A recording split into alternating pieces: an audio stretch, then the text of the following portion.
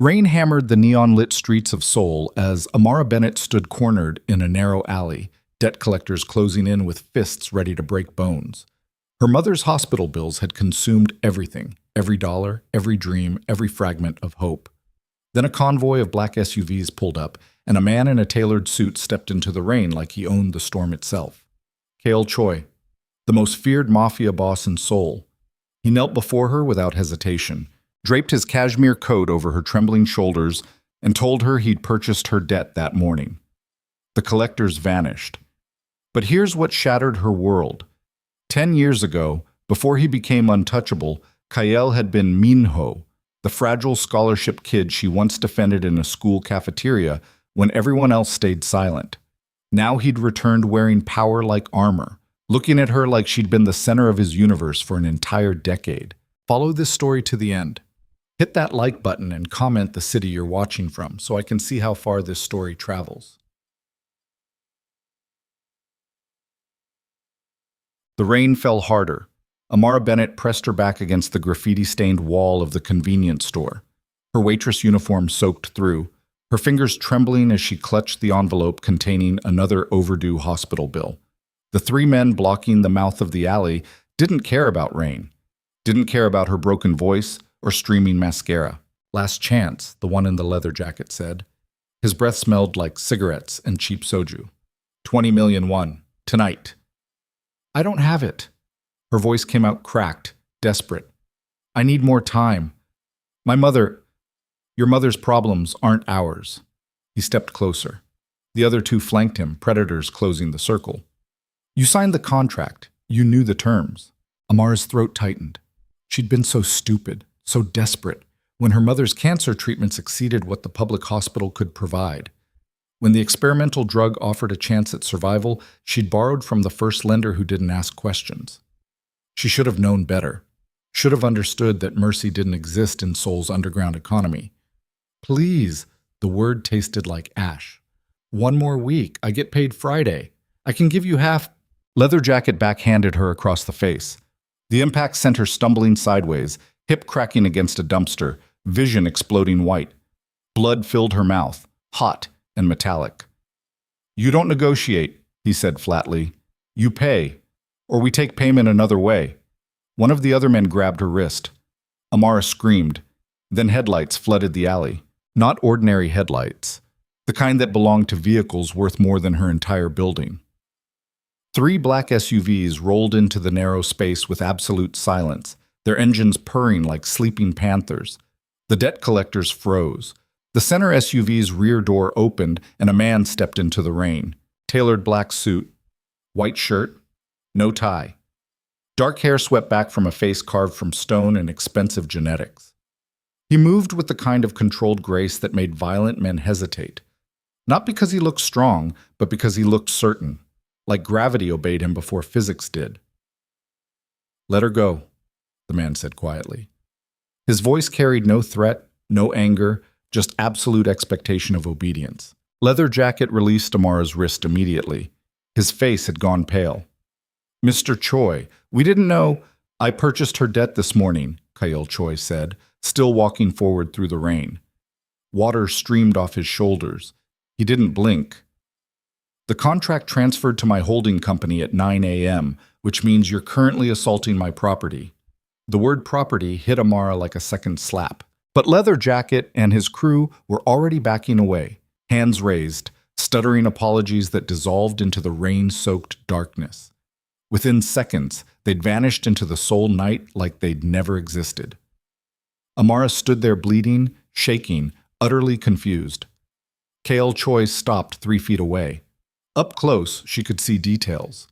The perfect cut of his suit, the expensive watch, the thin scar along his left temple, eyes so dark they looked black in the alley's shadows, and something else, something impossible. He knelt. Not a crouch, not a casual bend.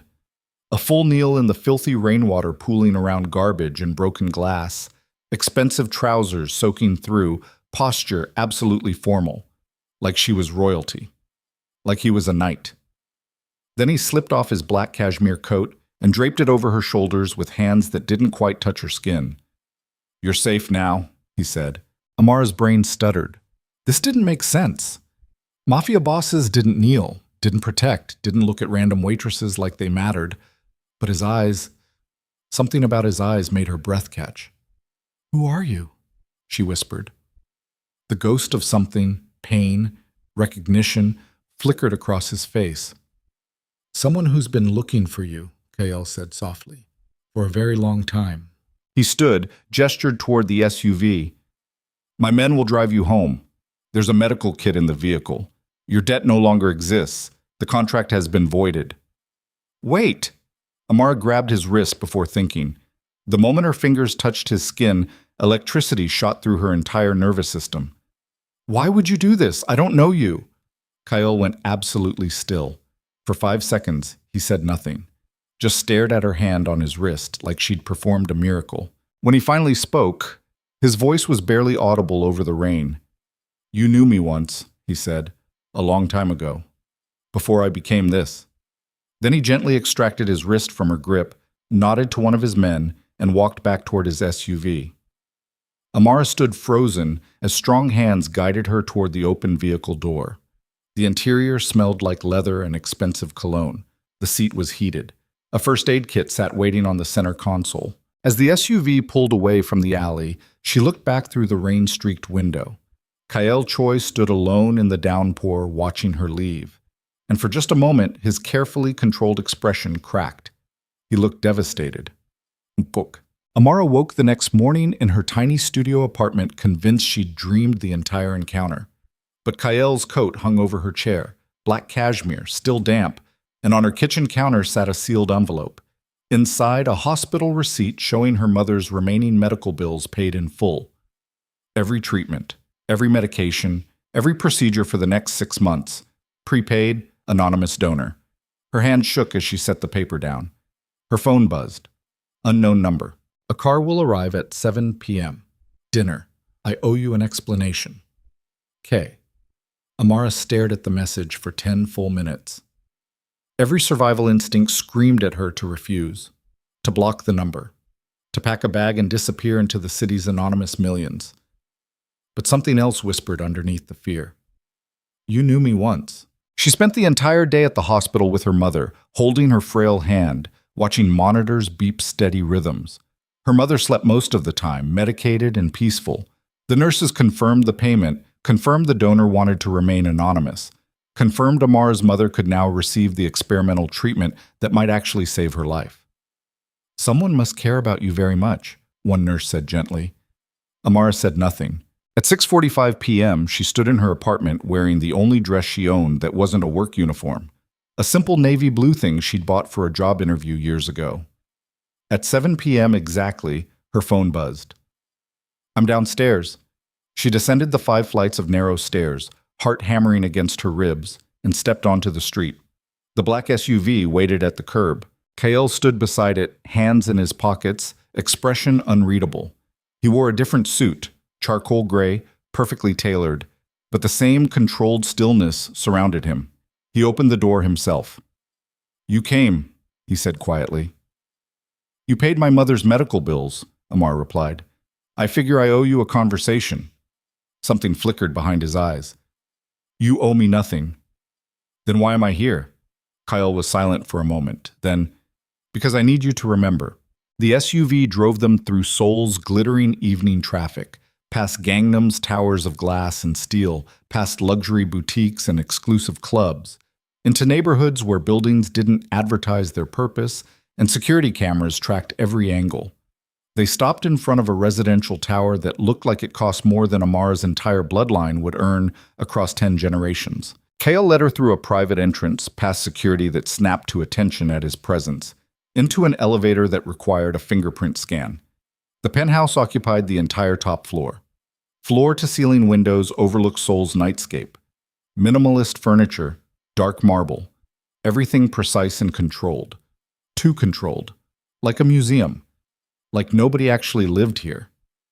Sit, Kael said, gesturing toward a sleek dining table already set for 2. Please. Amara sat, watching him move through the space with absolute familiarity. He poured wine, expensive, French, probably older than she was. set it before her, sat across the table. They stared at each other. You said I knew you, Amara finally said, but I don't remember.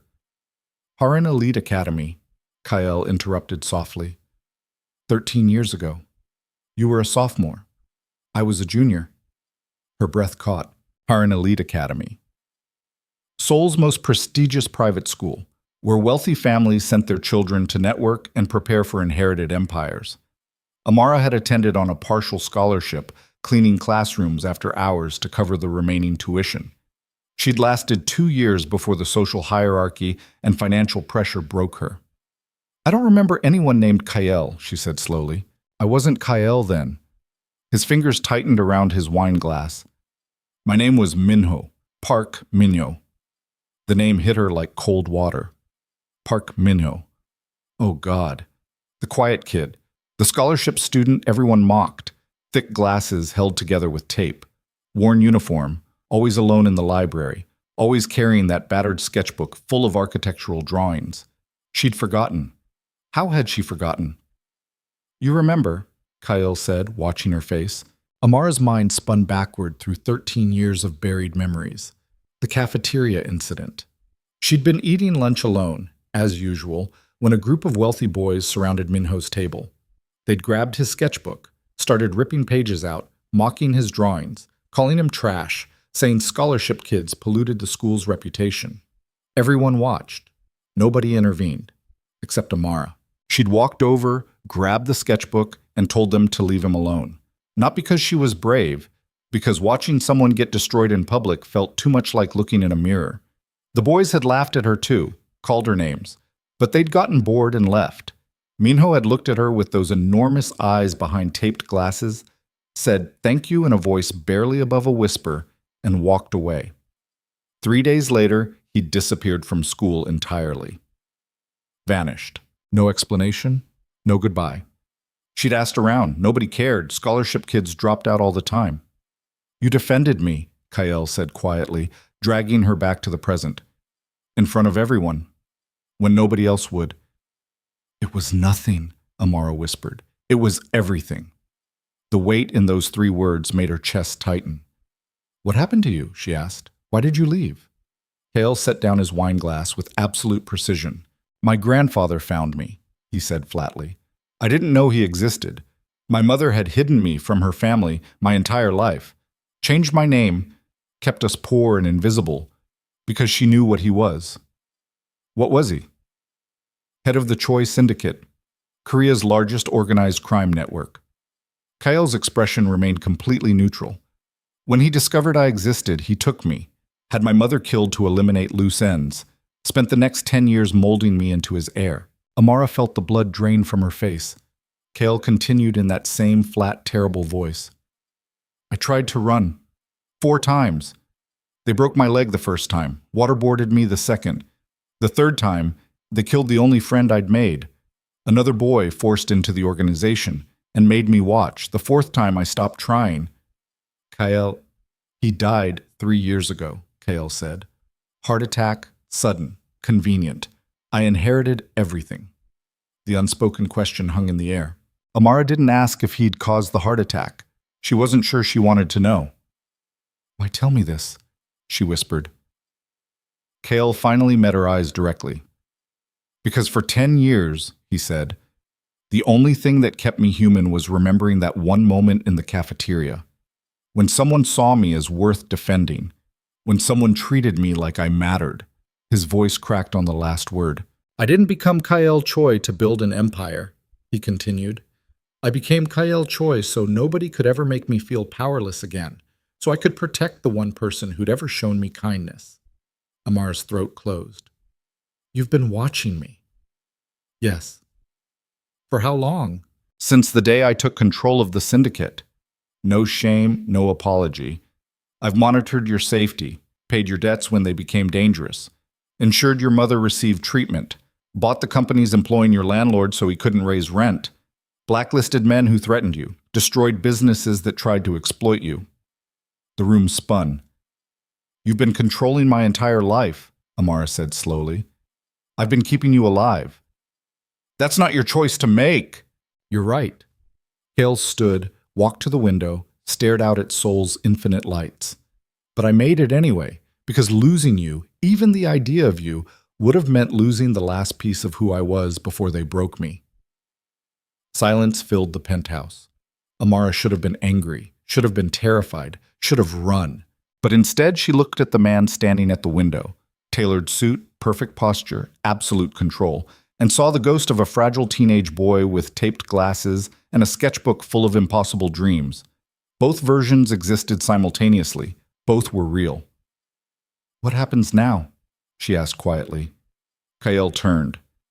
His expression was carefully neutral again, but something desperate flickered in his dark eyes. "That's your choice," he said. "I can arrange secure housing for you. A better job. Continued medical care for your mother. You'll never see me again. Or?" He hesitated. For the first time since entering the alley, Kael Choi looked uncertain. "Or you stay," he said. "Here, with me. Let me keep you safe the way I should have been able to 13 years ago." "As what? Your prisoner?" As someone I care about." The vulnerability in his voice was devastating. "The only person I've ever cared about." Amara stood slowly, walked across the marble floor until she stood directly in front of him. Up close, she could see the details violence had carved into him, the scar on his temple, the perfectly controlled breathing, the way his hands stayed carefully at his sides, never quite relaxed, like he was always ready to fight, always ready to protect, never ready to be touched. "If I stay," she said carefully, "I'm not your possession, not your property, not something you control. I know. I need autonomy, freedom, the ability to make my own choices." "Yes. And you need to stop watching me like I'm going to disappear." Kale's jaw tightened. "I can't promise that." At least he was honest. Amara took a deep breath. "I'll stay. Temporarily. Until I figure out what this is. But the moment you try to control me, you'll leave," Kale finished. "I understand." She extended her hand. "Deal?" He stared at her hand like it might vanish. Then, very carefully, he took it. His palm was warm, calloused, the grip firm but controlled. "Deal," he said quietly. Neither of them let go. The first week was strange. Kael gave Amara an entire wing of the penthouse. Bedroom, bathroom, sitting room, private balcony. Everything she could possibly need. Staff brought meals at precise times. Security monitored every entrance. She wasn't imprisoned, but she wasn't exactly free either. Her phone had signal everywhere except inside the penthouse. Convenient technical difficulties, the staff explained. Every time she wandered toward an exit, Kael appeared nearby with some excuse, taking a call, retrieving documents, checking security systems. He watched her constantly, not possessively, not creepily, like someone guarding something infinitely precious and infinitely fragile. At night, they ate dinner together at the minimalist table. Kael barely spoke about himself. He answered questions directly, but revealed nothing beyond necessity. Amara learned he controlled 17 legitimate businesses, owned half of Gangnam's real estate, and maintained connections with everyone from politicians to smugglers. But she didn't learn what he liked, what he feared, what he wanted beyond keeping her safe. The warmth she remembered from the quiet teenage boy still existed somewhere beneath the armor, but it had been buried under 10 brutal years of violence and survival. On the 8th night, Amara couldn't sleep. She wandered through the penthouse's silent corridors, past rooms full of expensive furniture nobody used, until she found a door she'd never noticed before. Unlocked. Inside was a study. Dark wood. Leather chair. A massive desk covered in documents and closed laptops. And along one wall, a glass display case illuminated by a single overhead light. Inside the case sat a pair of glasses. Old, wire-rimmed, one lens cracked. The frames held together with yellowed tape. Minho's glasses. Preserved like a sacred relic. Amara's breath caught. "You shouldn't be in here." She spun around. Kael stood in the doorway, expression unreadable. He wore a white t-shirt and black pants, the most casual she'd ever seen him. Without the armor of suits and control, he looked younger, more vulnerable, more like Minho. "Those are yours," Amara said, pointing at the case. "Yes," Why keep them? Kyle was silent for a long moment. Then he walked into the room, stopped beside the display case, stared at the broken glasses like they held answers.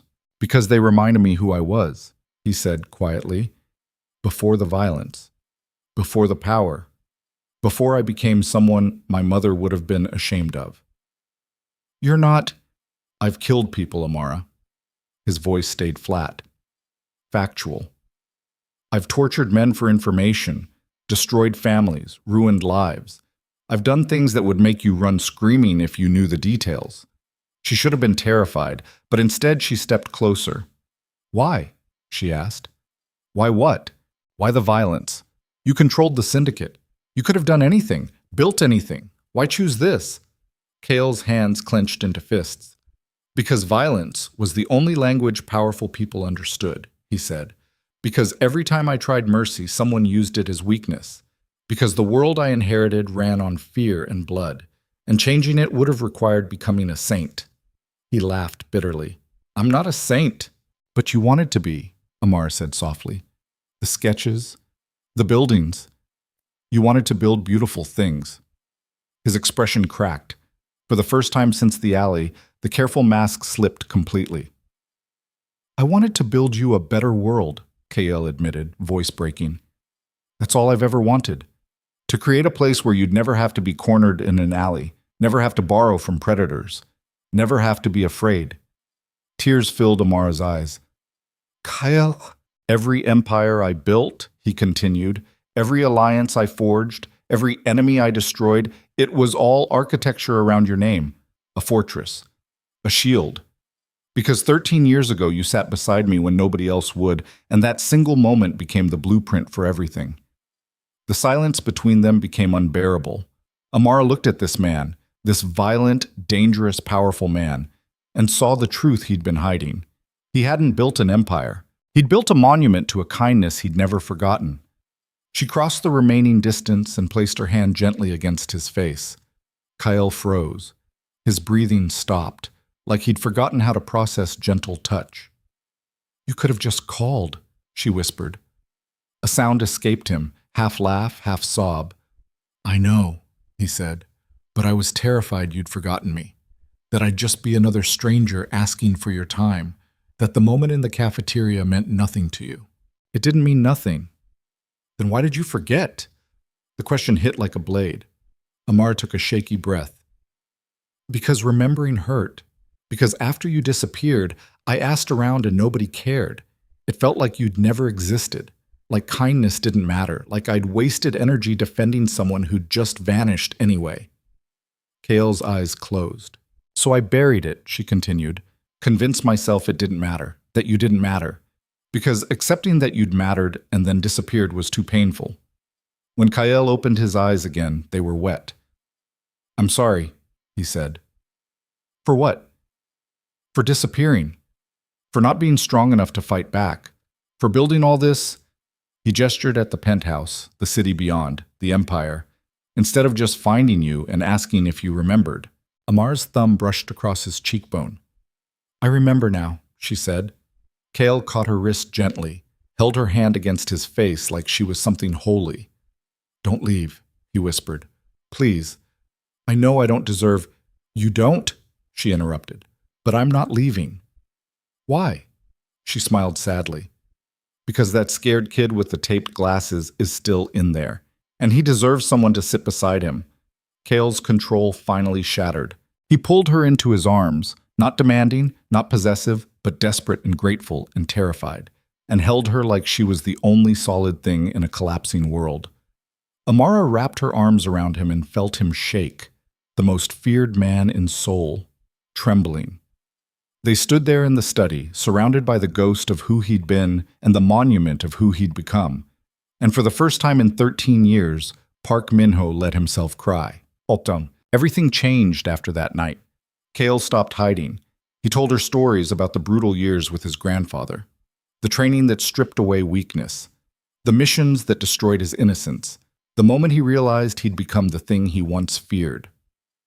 Amara listened without judgment, and slowly, carefully, she began rebuilding the bridge between Min-ho and Kyle. But Seoul's underworld didn't stop moving because its king had found something to care about. 3 weeks after Amara moved into the penthouse, KL received a message during breakfast. He read it, expression going absolutely cold. "What's wrong?" Amara asked. "The annual syndicate summit," he said flatly. "Next week. Every major player in Seoul's underground will attend." "So?" Kale set down his phone with controlled precision. "So they'll expect me to bring someone," he said, "to prove I'm not weak, not compromised, not distracted." Understanding crashed through her. "You want me to go," she said slowly. "I want you safe. But if I attend alone, it signals vulnerability. If I bring you—" He stopped. "They'll see you, know you, target you." "Then don't go." "I have to. Absence means abdication." Amara studied his face, the careful control, the fear underneath. "What aren't you telling me?" she asked. Kael hesitated, then, "Some of the men who humiliated me at Heron Academy will be there. They've built legitimate empires on dirty foundations, married into political families, become untouchable. And?" His eyes met hers. "And I've spent 13 years acquiring every company, every financial system, every piece of leverage keeping their empires alive." Amara's breath caught. "You planned this," she whispered. "I've planned everything. No apology, no shame. Every move since taking control has led to this moment. The summit is where Seoul's power structure becomes visible, where masks come off, where I can finally make them understand what they did. This is revenge. This is justice. Kael is. They broke me," he said quietly, "turned me into something I never wanted to be. And I need them to see what they created. I need them to understand that the powerless boy they mocked now controls every aspect of their lives." The darkness in his voice made her shiver. But beneath it, she heard something else. Pain. The need for validation, for acknowledgement, for some cosmic balance that said suffering mattered. "If I go," Amara said carefully, "what happens?" "You stand beside me," Kael said. "You let them see that the person I value most in this world is the same person who defended me when I was nothing. And then," his jaw tightened, "I make them apologize to you." "Why me?" "Because you're the only good thing that came from that place, the only proof that kindness existed. And I want them to admit, out loud in front of everyone, that they were wrong." Amara sat back in her chair. This was dangerous, cruel even. Using her as a symbol, dragging her into his revenge. But she looked at Kael's face and saw the fragile teenage boy underneath, still carrying wounds 13 years old, still desperate to be seen. "Okay," she said quietly. Kael blinked. "What?" "I'll go. I'll stand beside you. I'll let you have your moment." "Amara, you don't have to—" "Oh, I know. But I'm choosing to. Not because I approve of revenge, but because I think you need this to finally let go." Something in Kael's expression broke open. He reached across the table and took her hand, holding it like a lifeline. "Thank you," he whispered. She squeezed back. Neither of them mentioned that the summit would expose her to Seoul's most dangerous people. Neither of them acknowledged that after next week, her life would never be anonymous again, because sometimes love meant walking into darkness beside someone, even when the smart choice was running. The week before the summit felt like standing on the edge of a cliff waiting for someone to push. Amara watched Kael transform into something colder, more calculating. The fragile humanity he'd shown her in the study got buried beneath layers of strategic planning and controlled violence. He spent hours locked in his office taking calls in languages she didn't understand. Men in expensive suits arrived at odd hours, spoke in whispers, left looking pale. The penthouse staff moved with increased tension, eyes down, movements efficient. Something was building, something dark. On Tuesday morning, Kael's lead security officer, a scarred man named Jin, who'd served under Kael's grandfather, arrived with 3 garment bags and a jewelry case. "For the summit," Jin said, setting them on the dining table. His tone was respectful, but his eyes assessed Amara like a potential threat. Mr. Choi selected these personally. After he left, Amara unzipped the first bag. Inside hung an emerald silk gown that probably cost more than a year of her mother's medical bills. The second bag held matching shoes. The third, a black coat with fur trim. The jewelry case made her stomach turn. Diamonds, emeralds, A necklace that looked like it belonged in a museum. This wasn't clothing. This was armor. A costume designed to broadcast ownership. She found Kyle in his office, surrounded by laptops and documents covered in financial data she couldn't parse. "I can't wear this," she said, holding up the necklace. Kyle glanced up. "Why not?" "Because it's a statement. You're marking territory." "Yes." No apology, no shame. "Every person at that summit will understand what you mean to me. That's the point."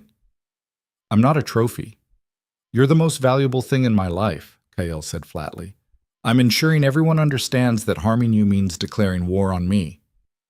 Amara set the necklace on his desk with deliberate care. "And what if I don't want to be your most valuable thing? What if I just want to be a person?" Kale's jaw tightened. "You can't be just a person anymore, not after you agreed to stand beside me. The moment you walk into that summit, you become a symbol." "Of what?" "Of everything I've survived for." The weight in those words made her chest ache. "Kyle," she said quietly, "this is getting dangerous. You're not just showing them you survived, you're provoking them." "Good." "That's not good. That's suicidal." He stood, walked around the desk until he was close enough that she could see the exhaustion carved into his face, dark circles under his eyes, tension in his shoulders. He looked like he hadn't slept in days. "I've spent 13 years building toward this moment," Kyle said. 13 years acquiring leverage, destroying foundations, ensuring that everyone who hurt me would eventually have to bow. I can't stop now. "Why not?" "Because if I stop, it means they won. It means the scared kid with taped glasses died for nothing." Amara grabbed his face with both hands, forcing him to look at her. "That kid didn't die," she said fiercely. "He's standing right here, breathing, alive, building something real with someone who cares about him." "You don't understand. I understand you're drowning in revenge and calling it justice." Kale pulled away from her grip, turned toward the window. Seoul sprawled below them, infinite and indifferent. "What would you have me do?" he asked quietly. "Forgive them? Pretend the last 13 years didn't happen? Shake hands with men who destroyed my life and smile like it's all in the past? I'd have you choose yourself over your pain. Those are the same thing." The hopelessness in his voice broke something inside her. Amara crossed the space between them, wrapped her arms around him from behind. Kyle went rigid, still not used to being touched without warning, but didn't pull away. "Then let me help carry it," she whispered against his shoulder blade. "You don't have to do this alone." Kale's hands covered hers where they rested against his chest. "I've been alone so long," he admitted. "I don't know how to be anything else." "Learn." They stood there in silence, Seoul's afternoon light streaming through floor-to-ceiling windows, two broken people trying to hold each other together.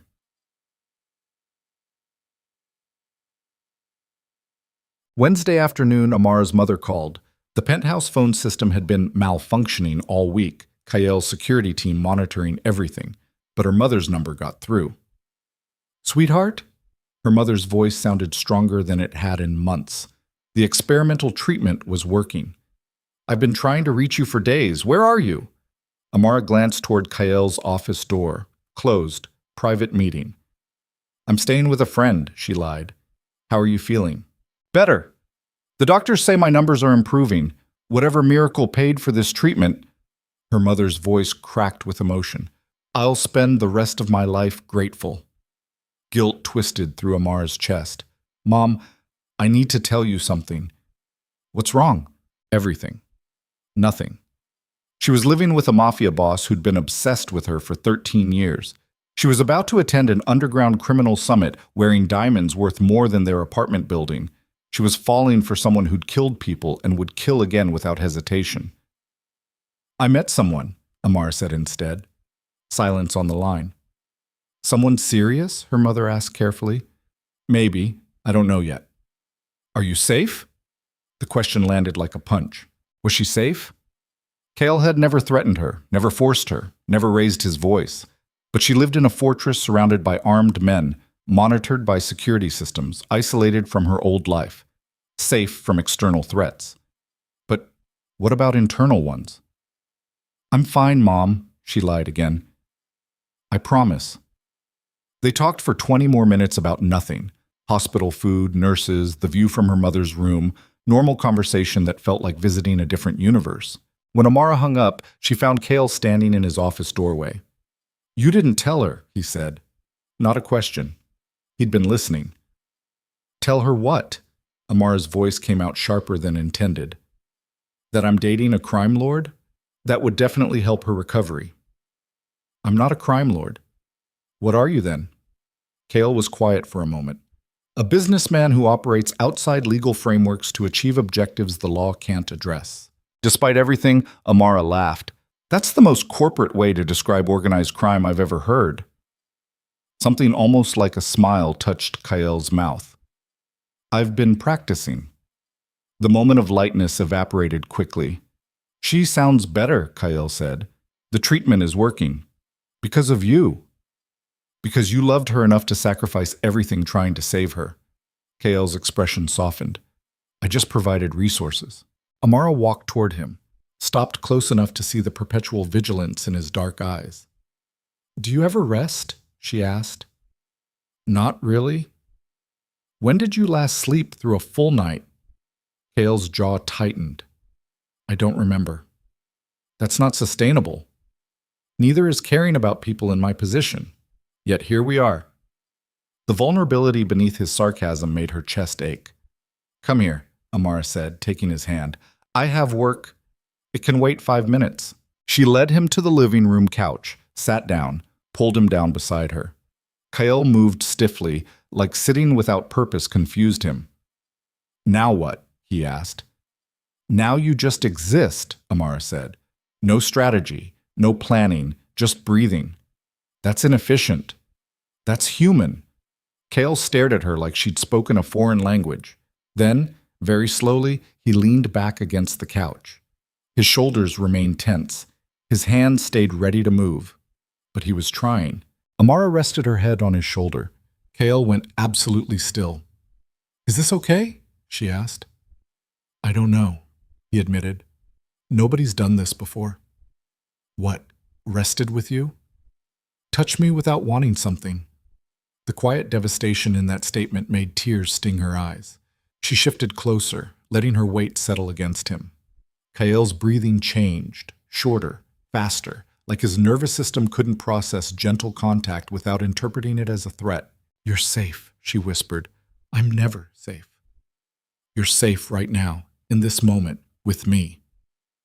Gradually, incrementally, Kael's tension decreased. His breathing evened out. His hand found hers, fingers interlacing. They sat there for 20 minutes without speaking. For 20 minutes, the most dangerous man in Seoul let himself be vulnerable. Then his phone buzzed. Kael checked it, and the softness vanished instantly. His entire body went rigid. "What?" Amara asked. "One of my informants just confirmed attendance lists for the summit." Kael's voice had gone cold. "All 3 of them will be there." She didn't need to ask who. The boys from Haran Academy, now men with empires built on corruption. "Their names?" Amara asked. Kael's fingers tightened around his phone.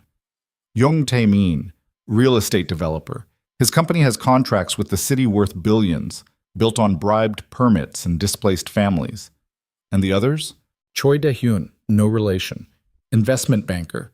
Launders money for half of Seoul's criminal enterprises while maintaining a perfect public reputation. Married into a political family." "The third?" "Park Ji-won."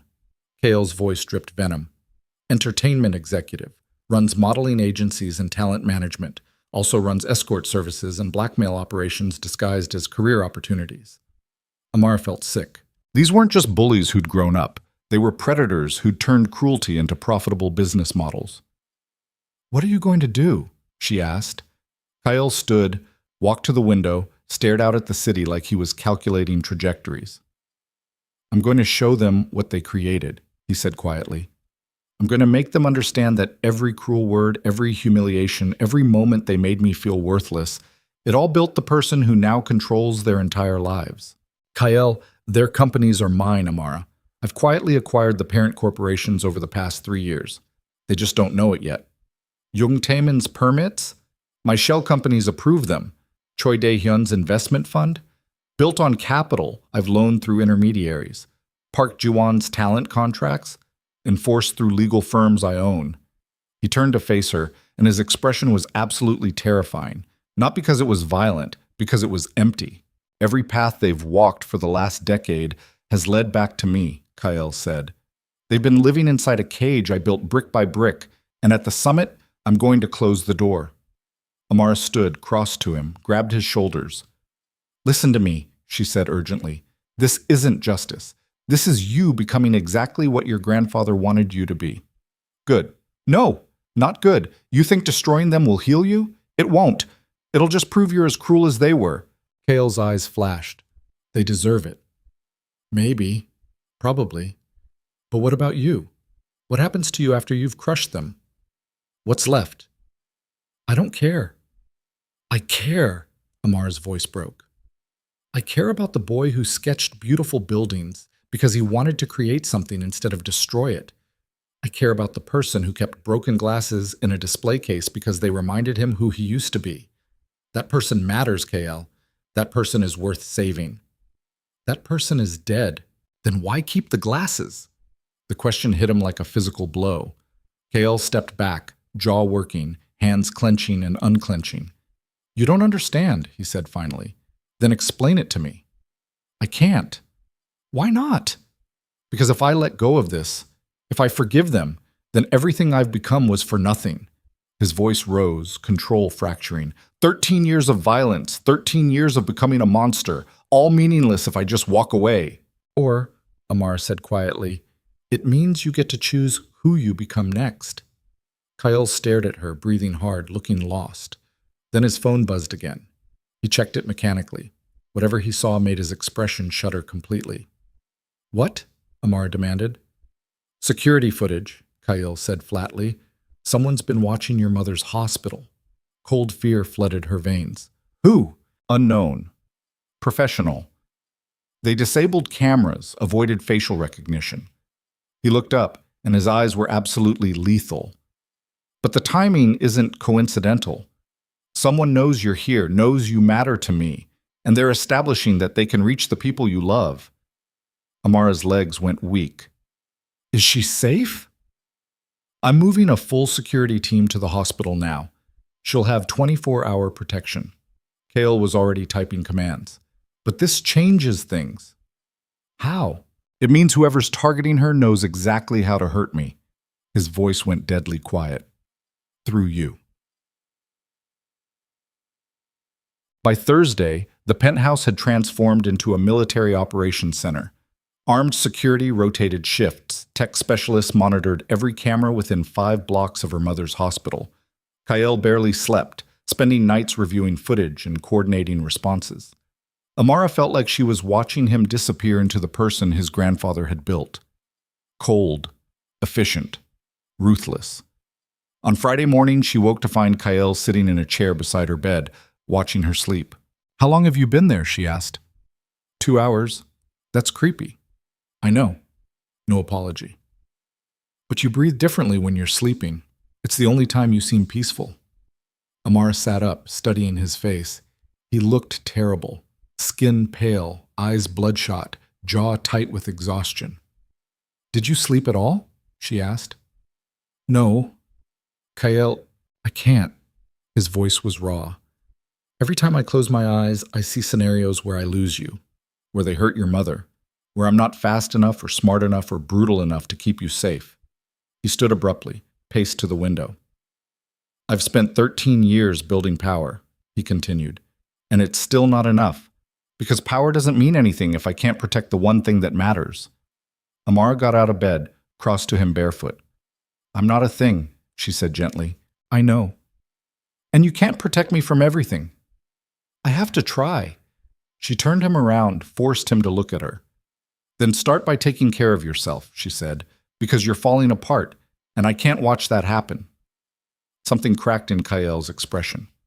I don't know how to stop, he admitted. Then let me help. She led him to the bed, made him lie down, lay down beside him. Kyle was rigid at first, every muscle locked, breathing controlled. But gradually, as she held him, The tension began to ease. His breathing slowed, his eyes closed. For the first time in days, Kyle Choi let himself rest. Amara stayed awake, watching him sleep, and wondered how much longer they could survive like this. Betrayal. Saturday evening, the night before the summit, Jin arrived with final preparations. The car will collect you at 8 p.m. tomorrow, he told them. Security detail will follow in separate vehicles. Rules are simple. Stay with Mr. Choi at all times. Don't accept drinks from anyone else. Don't wander off. Don't trust anyone. Comforting, Amara muttered. Jin's scarred face remained expressionless. The summit isn't a party. It's a negotiation space where everyone's armed and nobody's honest. People will smile while planning your murder. Even more comforting. After Jin left, Kyle handed Amara a small device that looked like an expensive bracelet. Wear this tomorrow, he said. What is it? Panic button, GPS tracker, audio recorder. He fastened it around her wrist with careful fingers. If anything happens, anything, you press here. Every security asset I have will converge on your location within 90 seconds. Amara stared at the bracelet. This was real. Tomorrow, she'd walk into a room full of Seoul's most dangerous people wearing diamonds and a panic button, standing beside a man who'd built an empire on revenge. I'm scared, she admitted. Kale pulled her close, rested his forehead against hers. Good, he said quietly. Fear keeps you alert. Alert keeps you alive. Is that what you tell yourself? Every day. They stood there in the fading light, holding each other like the world might end tomorrow. Maybe it would. Sunday arrived with brutal sunshine and clear skies. Amara spent the morning with her mother via video call.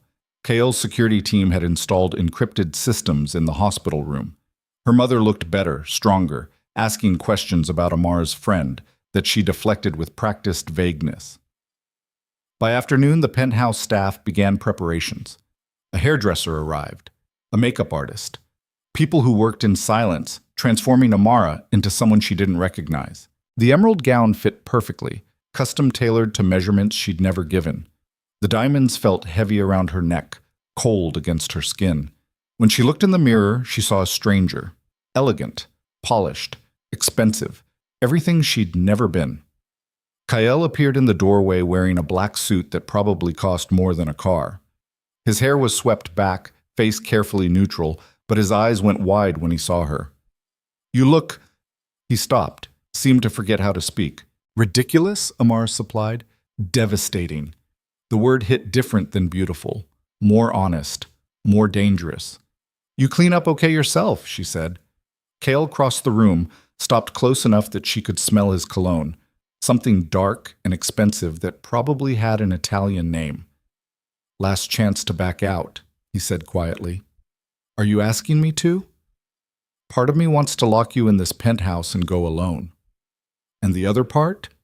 Needs you there more than I need air. Amara reached up, straightened his already perfect tie. Then I guess we're doing this, she said. Kale caught her hand, pressed his lips to her knuckles. The gesture was old-fashioned, formal, and completely at odds with the lethal precision in his eyes. Stay close to me, he said, no matter what happens. I will. I mean it, Amara. These people, they'll see you as a weakness, as leverage. They'll smile and calculate how to use you against me. Then we don't give them the chance.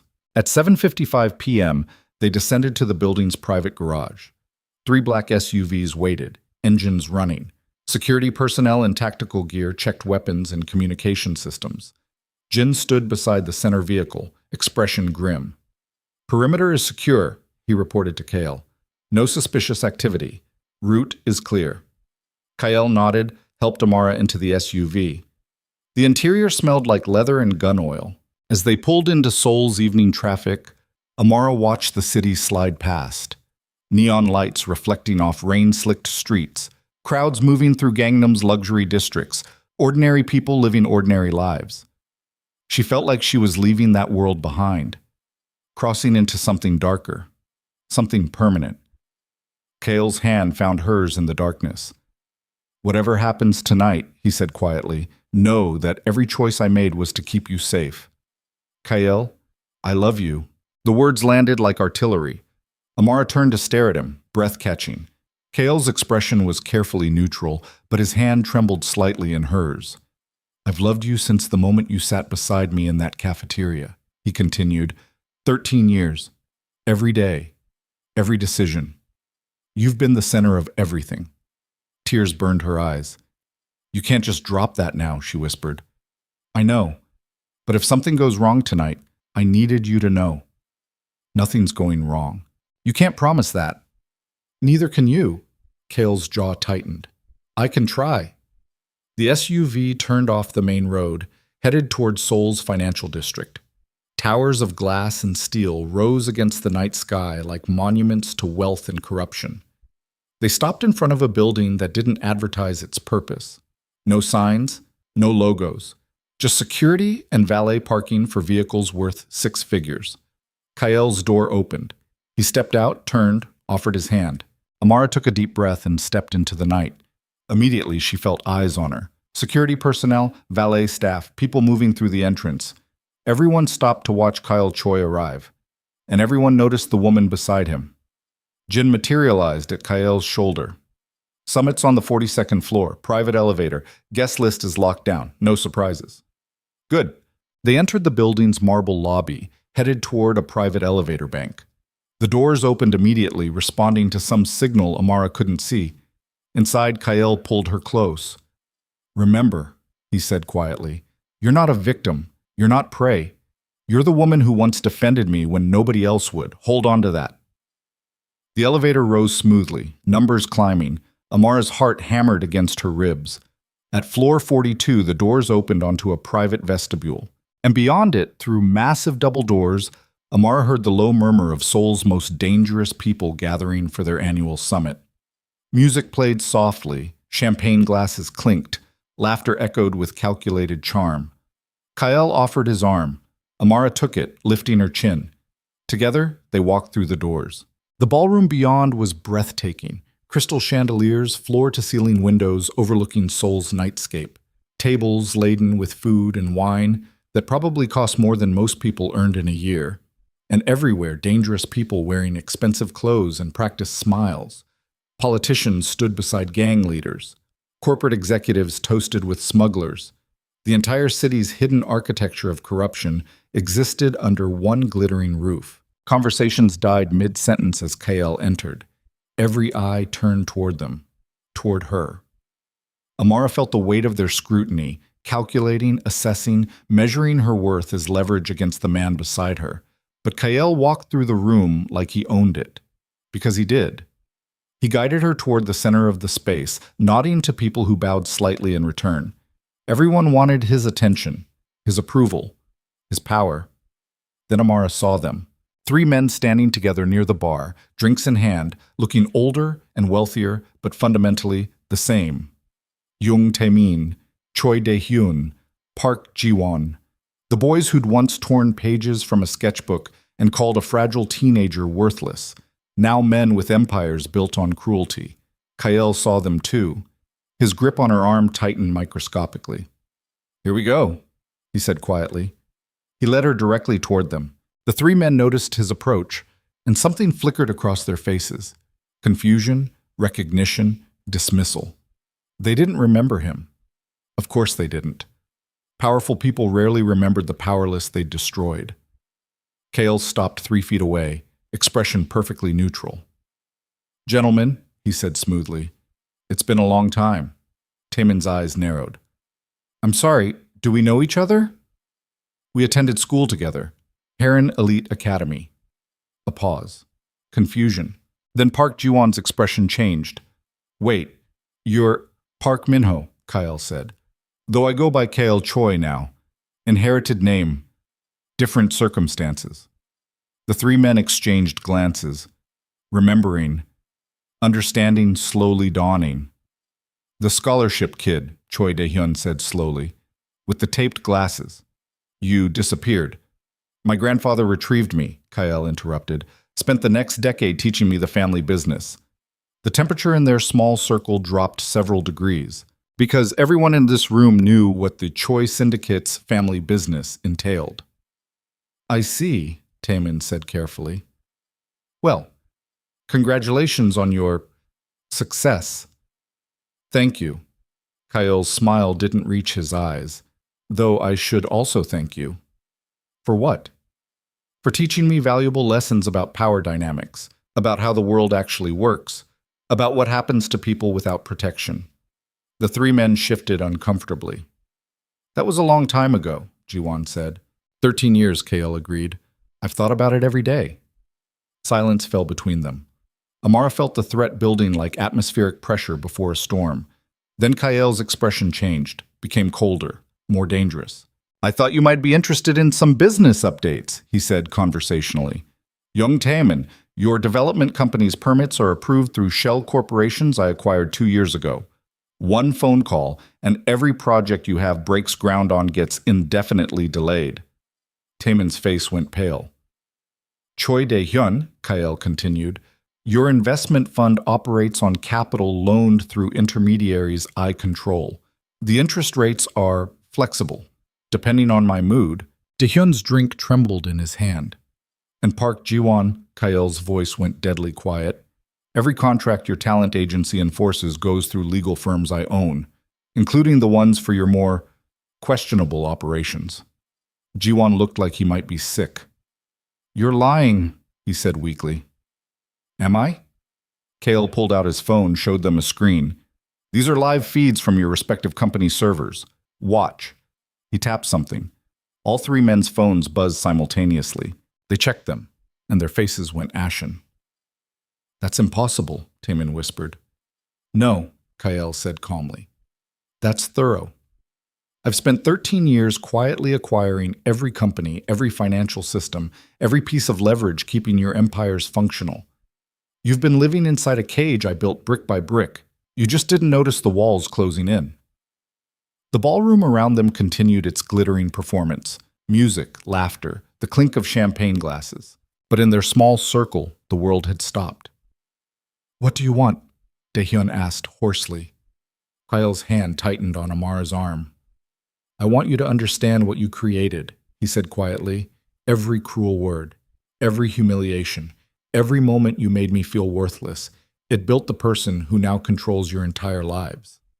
Then he turned slightly, drawing attention to Amara. This is Amara Bennett, Kayol said. 13 years ago, when you were ripping pages from my sketchbook in the cafeteria, she sat beside me, defended me, treated me like I mattered when nobody else would. The three men stared at her. I don't, Taemin started. You wouldn't remember, Kayol interrupted. She was a scholarship student too, invisible to people like you. But she saw me, sat beside me, and that single moment of kindness became the blueprint for everything I've built. Amar's throat tightened. This was it. The revenge he'd been planning for 13 years. So here's what happens next, Kayol said, voice dropping to barely above a whisper. All three of you are going to apologize, formally, publicly, to the woman who showed me that kindness existed. You can't be serious, Jiwon said. Kayol's expression didn't change. I'm holding every card in your professional lives. Your permits, your capital, your contracts. I can destroy everything you've built with 3 phone calls. So yes, I'm deadly serious.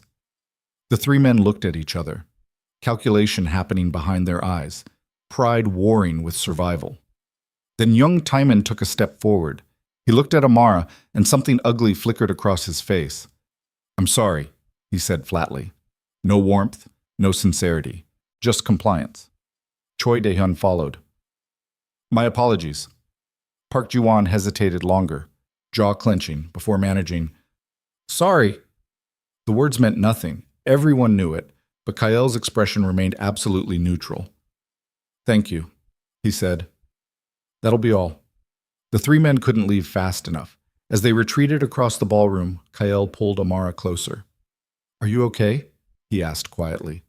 Amara stared at him, at the man who'd just systematically destroyed 3 powerful people without raising his voice, who'd turned revenge into a corporate transaction, who'd made grown men apologize for childhood cruelty through financial leverage and veiled threats. I don't know, she admitted, because watching Kayol operate, watching him wield power with surgical precision, had been both terrifying and mesmerizing. This was who he'd become. Not the fragile boy with taped glasses, Not the man who'd cried in her arms. This, a weapon shaped like a person, and she didn't know if she could love all the pieces of him. Kael seemed to sense her thoughts. His expression tightened. "I warned you," he said. "I know. This is what I am now. I know."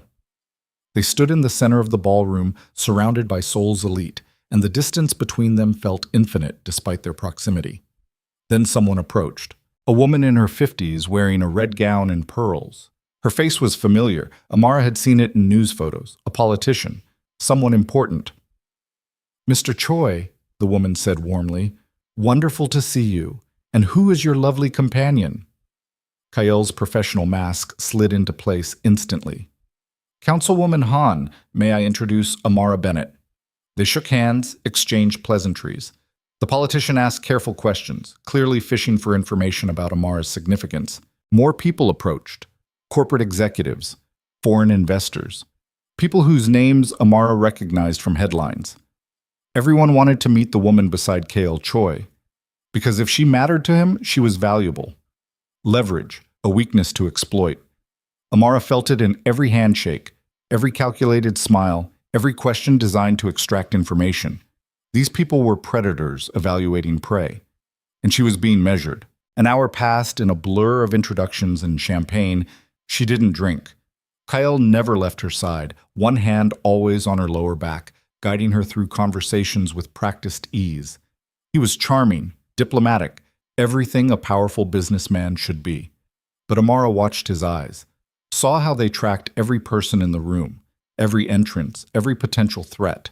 He was protecting her, even while playing his revenge game, even while destroying his enemies. She was always his priority. Then the ballroom lights dimmed slightly. Music shifted, something slower, more formal. Couples moved onto the dance floor. Kael turned to Amara, offered his hand. "Dance with me," he said. Not a question, a plea. She took his hand, let him lead her onto the polished floor. Kael's arm slid around her waist, pulling her close. They began moving to the music, swaying in practiced rhythm. "I didn't know you could dance," Amara said. "I can't, but I'm good at pretending." Despite everything, she smiled. They turned slowly, surrounded by other couples, and for a moment the summit dissolved. The revenge, the danger, the complicated darkness between them. Just two people moving together. "I meant what I said earlier," Kael murmured against her ear. "I love you." Amara's eyes burned. "I know." "Do you?" He hesitated.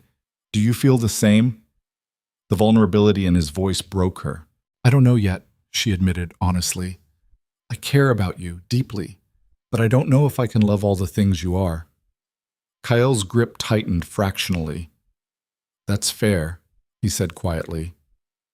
They danced in silence. Then Amara felt it, the shift in atmospheric pressure that meant something was wrong. Kael felt it too.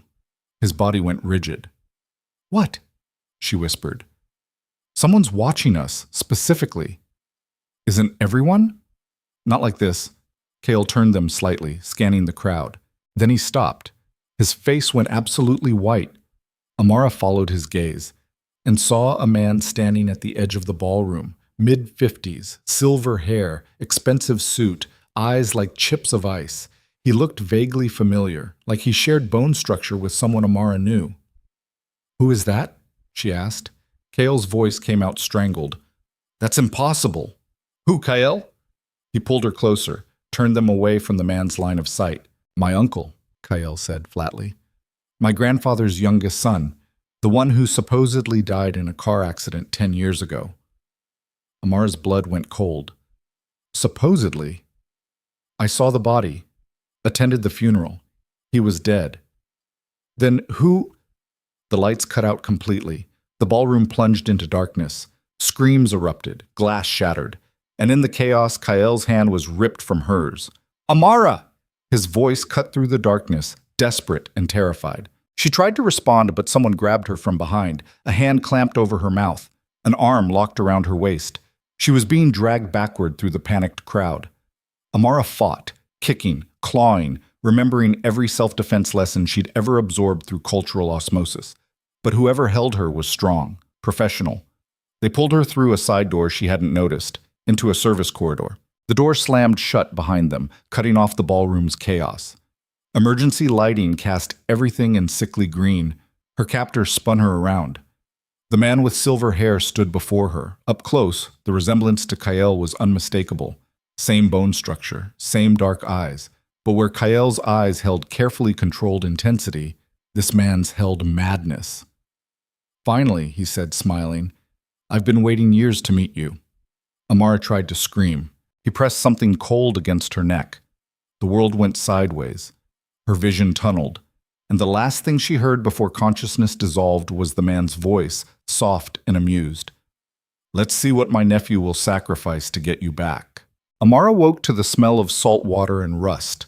Her head throbbed with chemical-induced pain, vision swimming as consciousness dragged her back from darkness. Cold concrete pressed against her cheek. Her wrists were zip-tied behind her back, plastic cutting into skin. She blinked, trying to focus. A warehouse, abandoned by the look of it. Broken windows filtering gray morning light.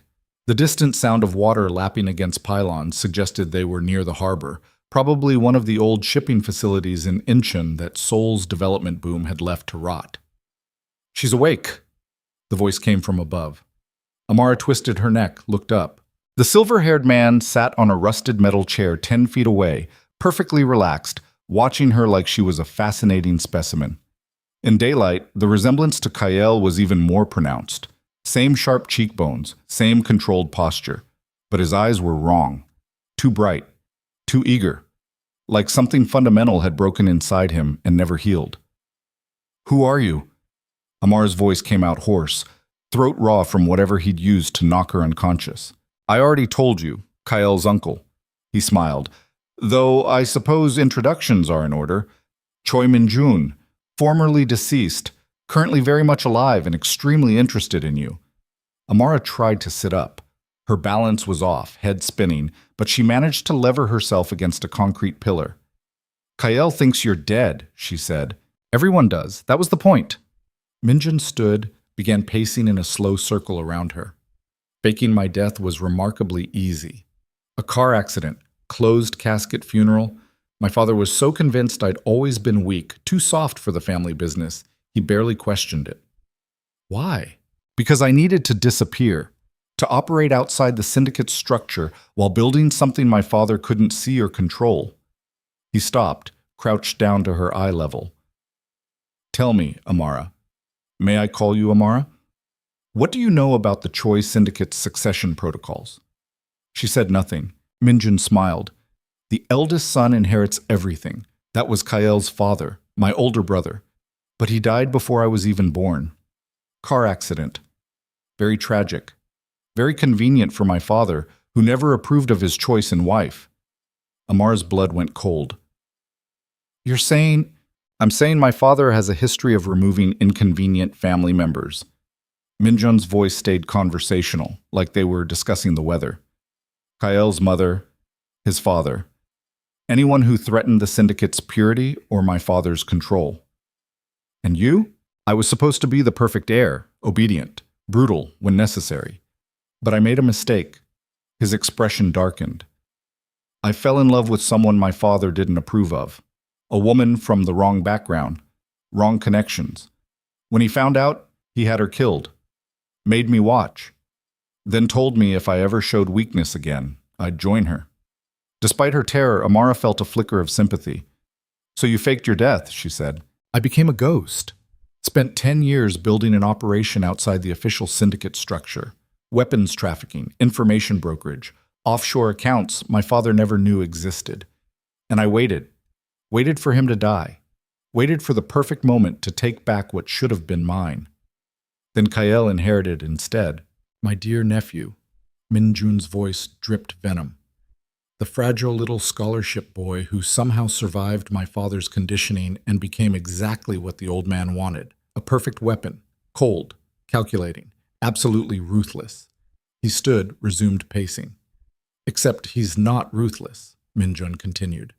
"Because, despite everything our father did to break him, Kyle kept one weakness. One soft spot that makes him vulnerable." Understanding crashed through Amara like ice water. "Me." she whispered.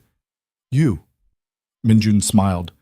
I've been watching him for 3 years, monitoring his operations, tracking his movements, trying to understand what made him different from my father.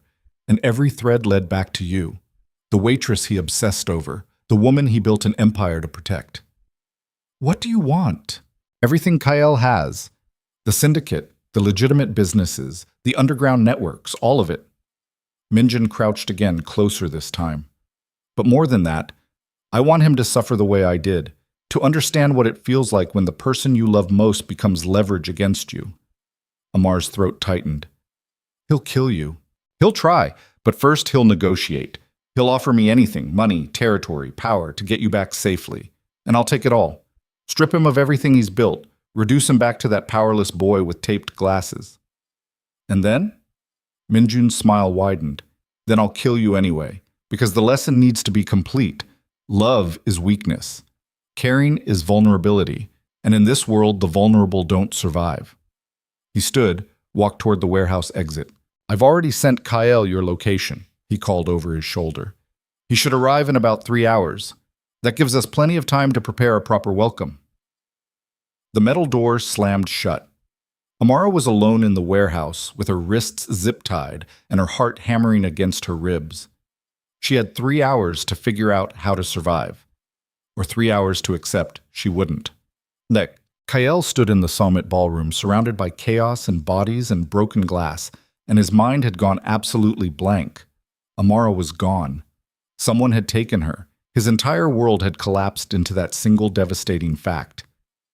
Mr. Choi, Jin appeared at his shoulder, blood streaming from a cut above his eye. We need to move.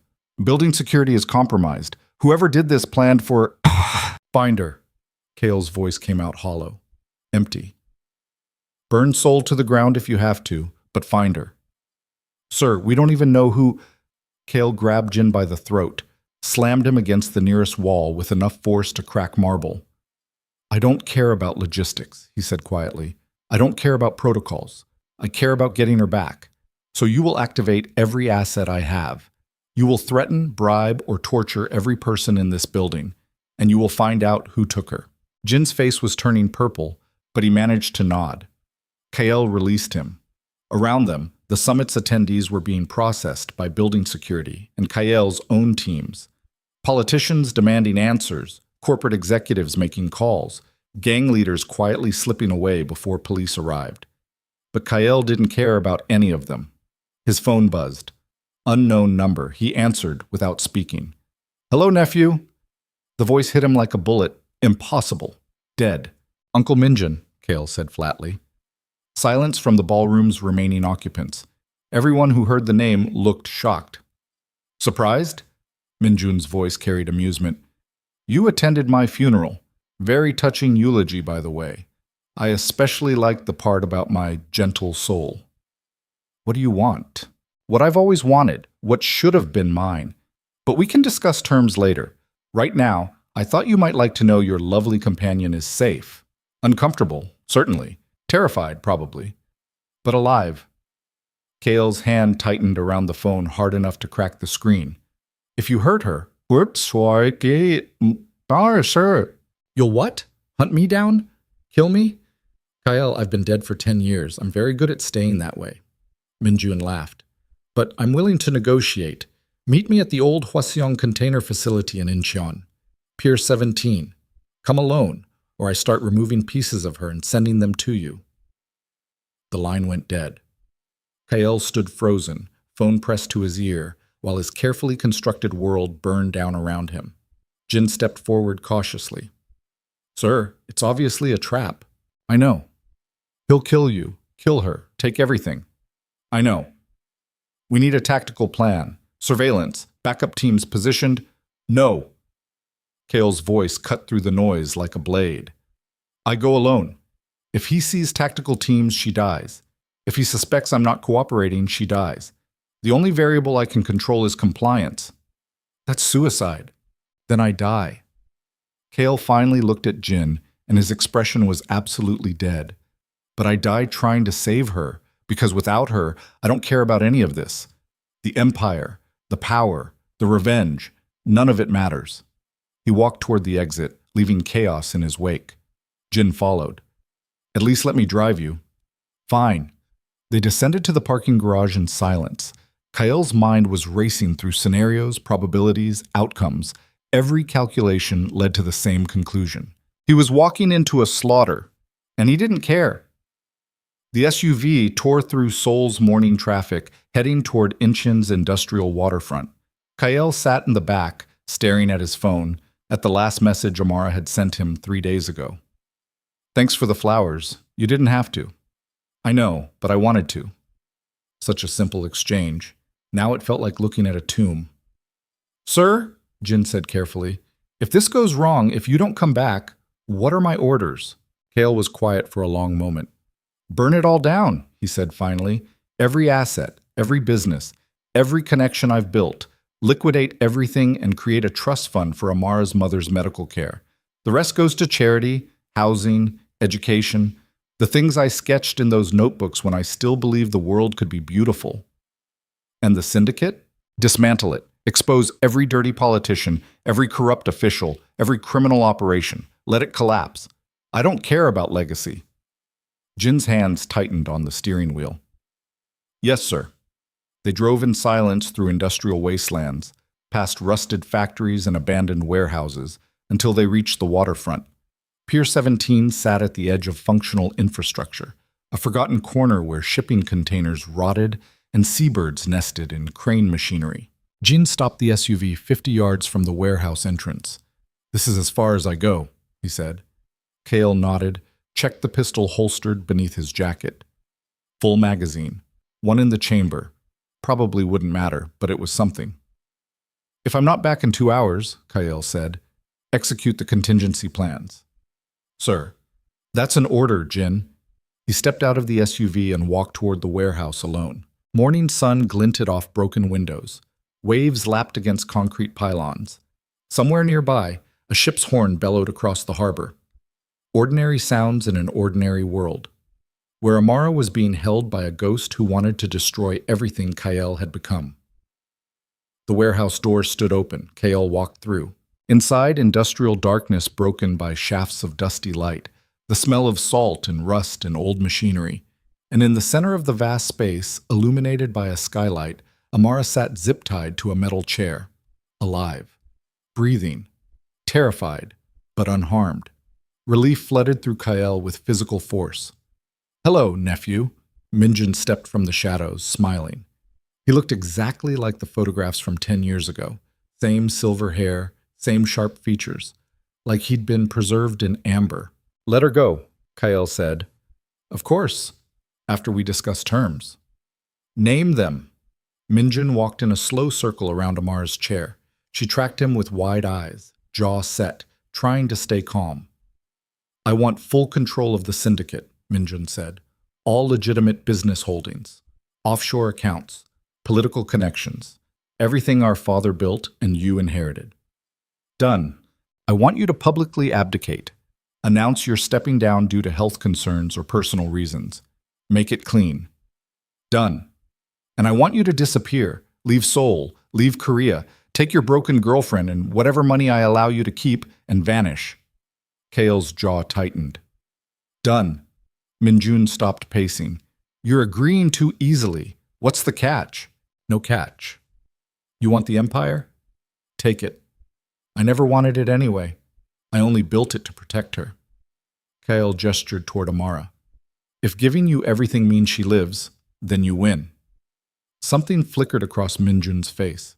Confusion, disappointment. You're supposed to fight, he said. You're supposed to refuse, to value power over love. That's what our father taught us. Our father was wrong. He made you strong. He made me a monster. Kael's voice stayed flat. But she reminded me I could be something else. So take the syndicate, take the money, take everything. Just let her go. Minjun stared at him for a long moment. Then he laughed. It was a terrible sound, high and broken and completely unhinged. You still don't understand, Minjun said. This isn't about the empire, it's about the lesson, about proving that love is weakness, that caring makes you vulnerable, that in the end, power is all that matters. He pulled a knife from his jacket. walked toward Amara. No! Kale lunged forward. 3 men materialized from the shadows. Minjun's security team, weapons drawn. They grabbed Kyle, forced him to his knees, pistol pressed to his temple. Minjun crouched beside Amara, held the knife to her throat. Watch, he said to Kale. Watch what happens when you let yourself love someone in this world. Amara's eyes met Kale's. No tears, no begging, just a quiet acceptance that devastated him more than screaming would have. I'm sorry, Kale whispered. For what? Amara asked, voice steady despite the blade at her throat. For bringing you into this. For thinking I could keep you safe. For loving you when I knew it would destroy us both. Don't apologize for that, she said. It's the only good thing you've done. Minjun's knife pressed deeper. How touching. Last words before the lesson. Wait. A new voice echoed through the warehouse. Everyone froze. A figure emerged from the far entrance, walking with careful confidence through shafts of dusty light. Jin, followed by a dozen armed men in tactical gear. Step away from her, Jin said calmly, or we turn this warehouse into a tomb. Minjun's face twisted. I told him to come alone. He did, Jin replied. But I don't take orders from ghosts, and I've spent 10 years serving Kale Choi. You think I'd let him walk into an ambush without backup? Laser sights appeared on Minjun's forehead. On his security team, dozens of red dots painting targets. You're surrounded, Jin continued. Outgunned, outmaneuvered. So here's what happens next. You release the woman. You surrender peacefully, and maybe, you live through this. Minjun's hand trembled on the knife. For 3 seconds, nobody moved. Then Minjun smiled. You're right, he said. I am outgunned, and he drove the knife toward Amar's throat. 3 things happened simultaneously. Kyle tore free from the men holding him with strength born from absolute desperation. Jin's team opened fire, and Amara threw herself backward, chair and all, timing the movement perfectly to avoid the blade by inches. She hit the concrete hard, zip ties snapping on impact. Gunfire erupted through the warehouse like thunder. Minjun's security team went down first. Professional headshots, clean executions. Minjun himself took 2 rounds to the chest, stumbled backward, fell. But he was wearing body armor. He rolled, grabbed a pistol from a fallen guard, came up firing. Kyle hit the ground, scrambling toward Amara. Bullets sparked off concrete around them. Jin's team advanced, laying down suppressing fire. Kale reached Amara, covered her body with his own. Are you hurt? He demanded. No, scared shitless, but not hurt. Despite everything, Kale almost smiled. Then pain exploded through his shoulder. He'd been shot. The impact spun him sideways, blood spraying across dusty concrete. Kale! Amar's scream cut through the gunfire. He tried to respond, but the world was tilting sideways. More shots, shouting, the sound of tactical boots on concrete. Then silence. Kyle blinked blood from his eyes, looked up.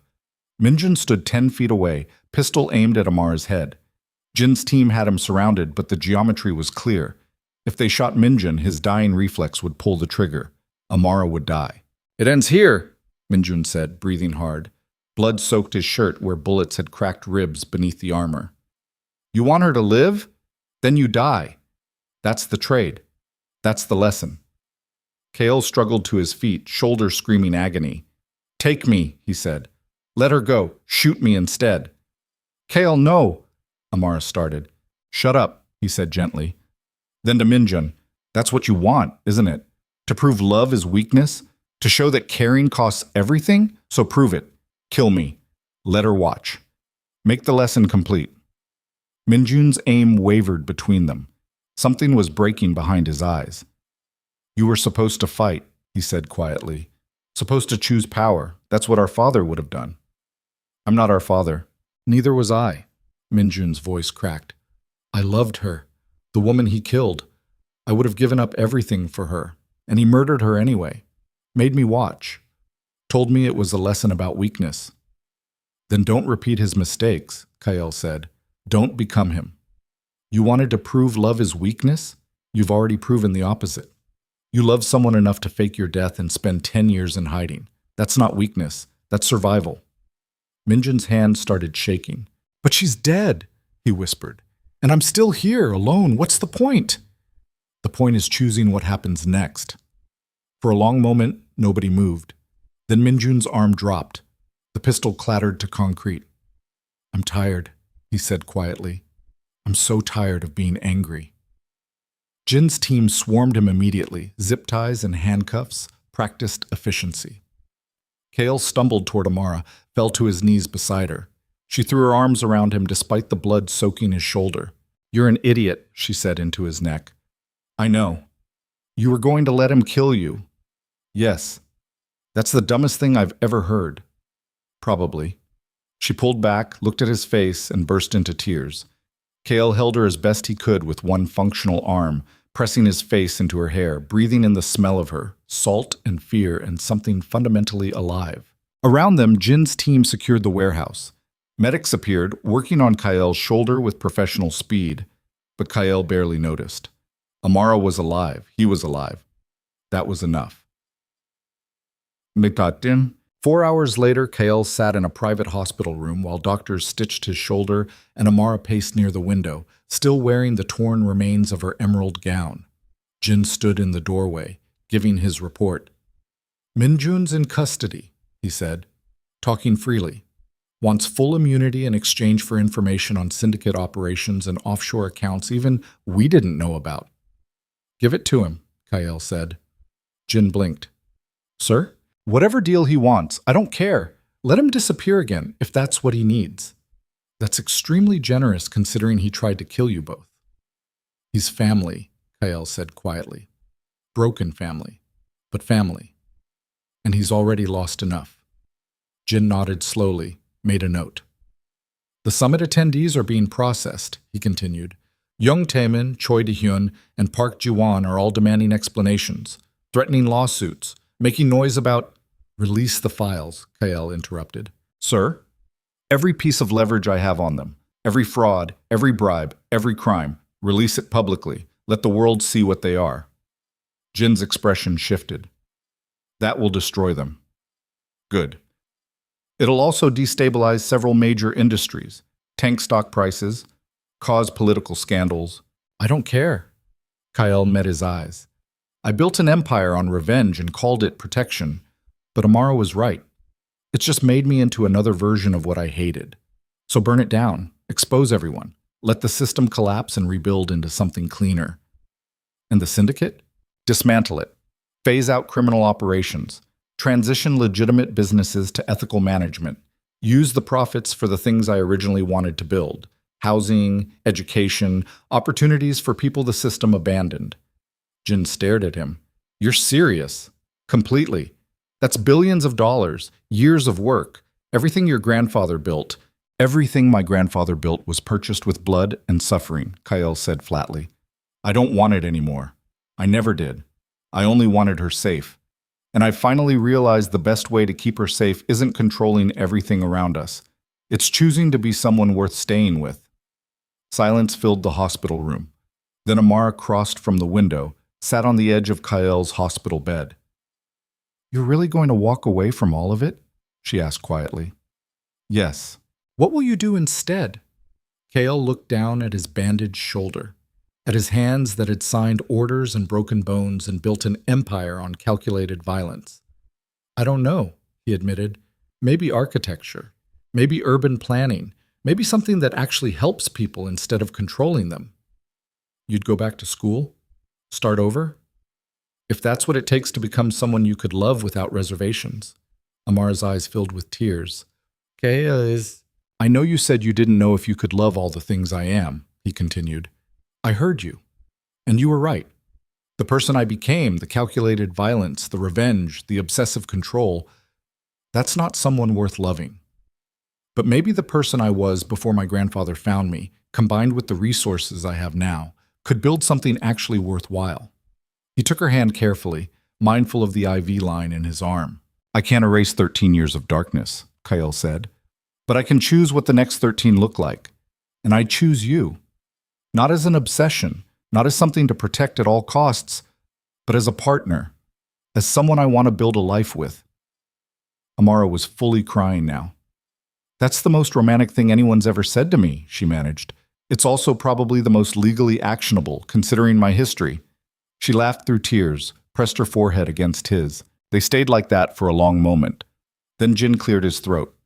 I'll give you 2 privacy, but sir, one more thing. Kael looked up. There's media outside, Jin said. News crews, reporters. They're calling this the Summit Massacre, demanding statements, wanting to know what happened. Tell them the truth, Kael said. A ghost came back. A debt was paid. And a very dangerous man decided to stop being dangerous. Jin nodded, left the room. Amara shifted closer, careful of Kael's shoulder. So what happens now? She asked. Now we figure out who we are when we're not running from the past or building fortresses against the future. That sounds terrifying. It is. But you're still doing it? I'm still doing it. She smiled, kissed him gently. When they pulled apart, Kael saw something in her expression he'd never seen before. Hope. Not the desperate, clinging hope of survival, but the quiet hope of possibility, of building something real. 2 days later, Kael called a meeting of the syndicate's leadership in a private conference room at his corporate headquarters. 20 men and women who controlled Seoul's underground economy sat around a massive table, watching him with expressions ranging from confused to hostile. Kael stood at the head of the table, shoulders still bandaged, Amara seated behind him near the window. I'm stepping down, he announced without preamble. Shock rippled through the room. Effective immediately, I'm dissolving the Choi Syndicate as a criminal organization. All illegal operations will be phased out over the next 6 months. Legitimate businesses will transition to ethical management structures. Employees will be offered severance packages or positions in the restructured companies. You can't be serious, someone said. A woman named Park, head of the syndicate's smuggling operations. I'm completely serious. You'd throw away everything your grandfather built? My grandfather built suffering wrapped in wealth. I'm choosing something different. Another voice. And if we refuse, if we continue operations independently? Kael's expression went cold. Then I release every piece of evidence I've collected over the past 3 years to law enforcement. Financial records, communication logs, names, addresses, everything. You'll all be in prison within a month. Silence. That's blackmail, someone finally said. Yes, Kael agreed. But it's the last time I'll use leverage to control people. After this, you're free to make your own choices, just not under the syndicate's banner. He handed a folder to Jin, who began distributing copies around the table. Inside, you'll find details on legitimate business opportunities, severance packages scaled to your tenure, and contacts for legal counsel should you choose to cooperate with the transition. Those who want out completely will receive generous settlements. Those who want to continue in restructured roles will work under new management. Who? Park demanded. Kael gestured to Jin. Jin will oversee the transition period. After 6 months, independent boards will manage each company. I'm removing myself entirely. More shocked silence. Why? Park asked. You have everything. Power, money, control. Why walk away? Kael glanced back at Amara. Because I finally figured out what I actually want, he said. And it's not this. The meeting lasted 3 more hours. Arguments. Negotiations. Threats that Kael countered with calm reminders about evidence packages. By the end, 18 of the 20 leadership members had agreed to the transition. The other 2 stormed out, promising war. Jin would handle them. Kael was done handling things. When the conference room finally emptied, he and Amara stood alone among scattered papers and empty coffee cups. That went better than expected, Amara said. Half of them are already planning how to rebuild independently once I'm gone. You know that, and you're still doing this? I'm still doing this. She walked to him, wrapped her arms around his waist from behind. I'm proud of you, she said quietly. Kael closed his eyes, let himself feel the weight of those words. Proud. When was the last time someone had been proud of him for something other than violence or profit? Thank you, he whispered. They stood there as afternoon light slanted through floor-to-ceiling windows, illuminating Seoul's vast sprawl. Somewhere in that city, Kael's empire was beginning to crumble. And for the first time in 13 years, he felt something like peace. Back. 1 week later, Kael received an unexpected visitor. He was in his study, soon to be someone else's study, once the penthouse sold, sorting through files and personal effects when Jin announced the arrival. Minjun is here, Jin said carefully. He's wearing an ankle monitor, accompanied by federal agents. Says he wants to talk. Kyle set down the documents. Let him in. Minjun appeared in the doorway looking smaller somehow. The madness had drained from his eyes, replaced by exhausted resignation. Thank you for seeing me, he said quietly. Kyle gestured to a chair. Sit. They sat across from each other in silence for a moment. I wanted to apologize, Minjun finally said, for everything. The kidnapping, the threats, nearly killing you both. He stopped. I've been broken for a long time. I convinced myself that destroying you would fix me, but it wouldn't have. It would have just made me more like our father. I know, Kyle said. You forgive me? I don't know yet, but I understand you. Minjun nodded slowly. I heard you're dismantling the syndicate, transitioning everything legitimate, walking away. Yes, that takes courage. Or cowardice, depending on perspective. No, Minjun said firmly. Our father would call it cowardice, but our father was wrong about everything that mattered. What you're doing, choosing love over power, rebuilding instead of destroying, that's the bravest thing anyone in our family has ever done. Kale was quiet. I'm leaving Korea, Minjun continued, part of the immunity deal. They want me gone. Permanently. I have accounts in Singapore, enough money to live comfortably if simply. What will you do? I don't know. Maybe find a way to be human again. Maybe just exist without anger driving every choice. He stood. But before I go, I wanted you to know she would have liked you, the woman I loved. She would have been proud of who you're becoming. Emotion tightened Kael's throat. Thank you, he managed. Minjun extended his hand. Kael stood, shook it. Goodbye, nephew. Goodbye, uncle. Minjun left, federal agents flanking him. Kael watched from the window as they departed, 3 black cars disappearing into Seoul's evening traffic. Another ghost, fading, another piece of the past, released. Amara appeared in the study doorway. Was that your uncle? Yes. How do you feel? Kael considered the question carefully. Like I'm finally letting go of things I should have released years ago. She crossed to him, slid her arms around his waist. They stood together, watching the city lights flicker on as darkness fell across Seoul. What now? Amara asked. Now we figure out what comes next. Any ideas? Kael thought about the old sketchbook, the architectural drawings of beautiful, impossible cities, the dreams of a fragile teenage boy who'd wanted to create instead of destroy. I have some, he said quietly, but I need your help. With what? Remembering who I was before I forgot how to dream. Amara smiled, pressed her face against his shoulder. I think I can do that, she said. Outside, Seoul continued its endless sprawl. Millions of lives intersecting and diverging, ordinary and extraordinary all at once. And somewhere in that vast complexity, 2 people who'd once sat beside each other in a high school cafeteria were finally figuring out how to build something real.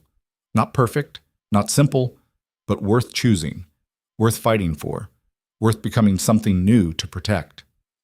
The fragile boy with taped glasses was gone. The monster built from violence and survival was being dismantled, and in the space between, Kael Choi was learning to be someone he'd never been allowed to be. Just human. Just himself, just enough. 3 months after Minjun's departure, Kael stood in an abandoned lot in northern Seoul where Heron Elite Academy once existed before developers raised it for luxury condos. Snow fell softly across the empty space, covering broken concrete and rusted rebar with white silence.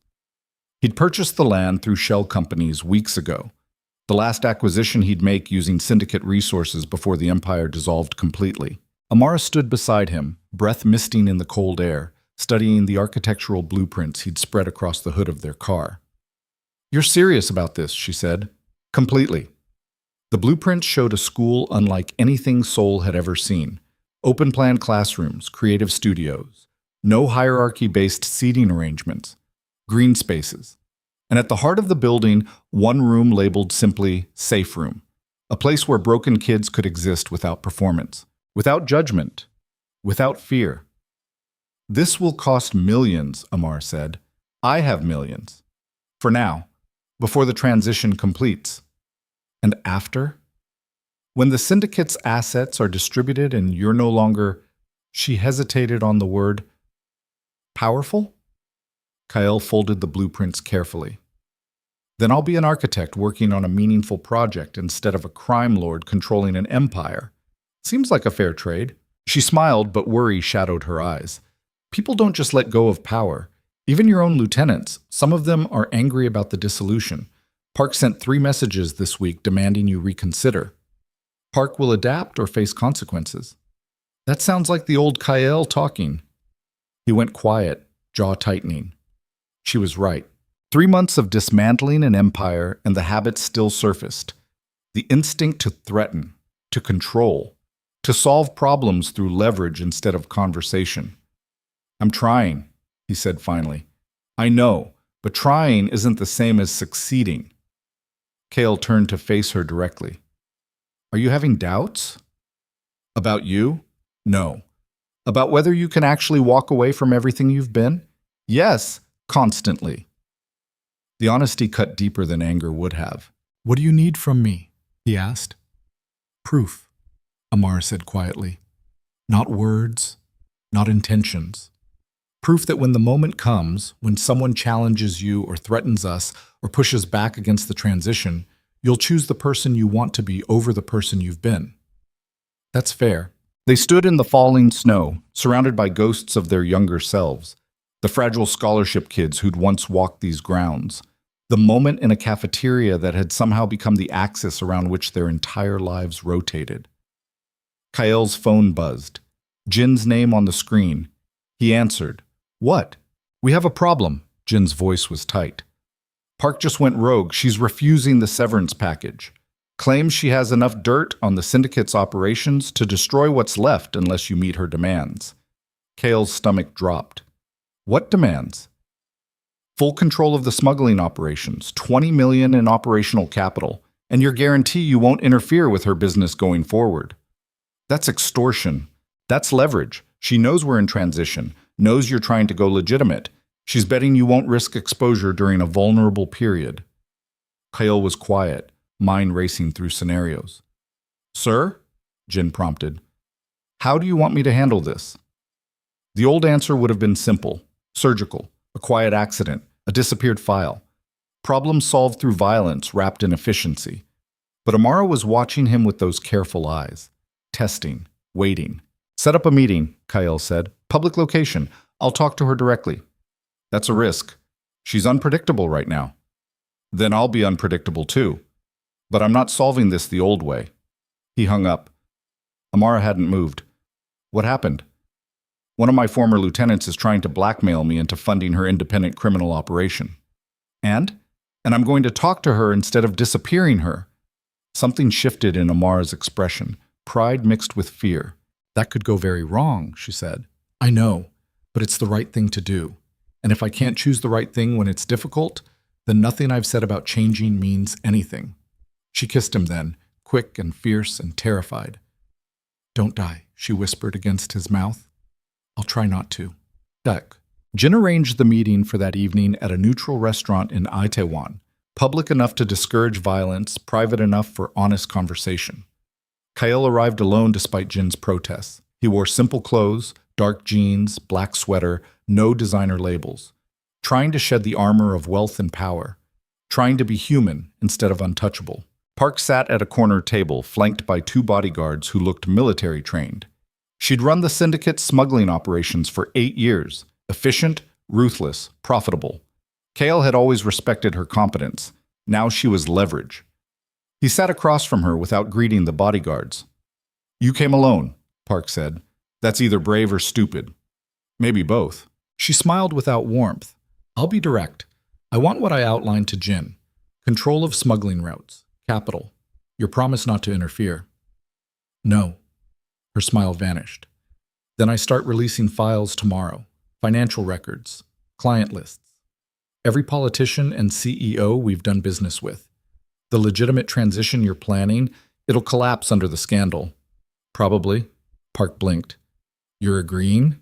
I'm acknowledging reality. You have leverage. I can't stop you from using it.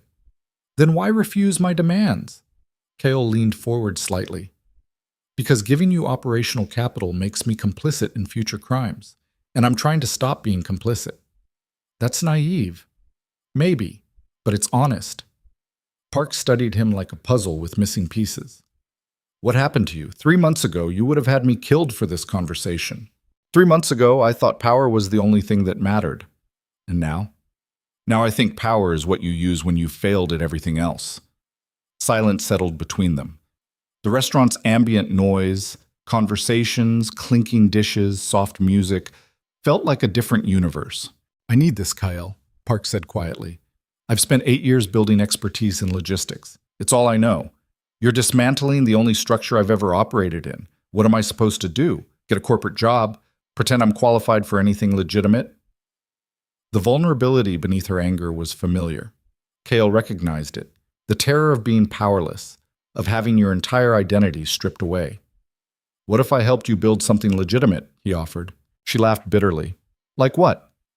International freight logistics? Customs consulting? Supply chain management? All the skills you've developed applied legally. I know people who run container shipping companies, port operations.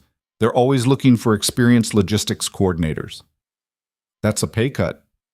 That's a life without looking over your shoulder constantly. Park's hands tightened around her water glass. You're serious? Completely. I'll connect you with opportunities, provide references, carefully sanitized ones, help you transition into legitimate work, but I won't fund criminal operations. That line I can't cross. And if I release the files anyway, out of spite? Kale met her eyes directly. Then you release them. I've already made peace with the possibility of everything collapsing. The only thing I can control is who I choose to be in the aftermath. Park stared at him for a long moment. Then she laughed, genuinely this time. You've actually changed, she said, sounding amazed. I didn't think it was possible. Thought you were playing some long game, but you've actually chosen to stop being dangerous. I'm trying. It's going to get you killed. Maybe, but at least I'll die as someone worth mourning instead of someone worth fearing. Park signaled her bodyguards to stand down. They stepped back, confusion on their faces. Give me the connections, she said.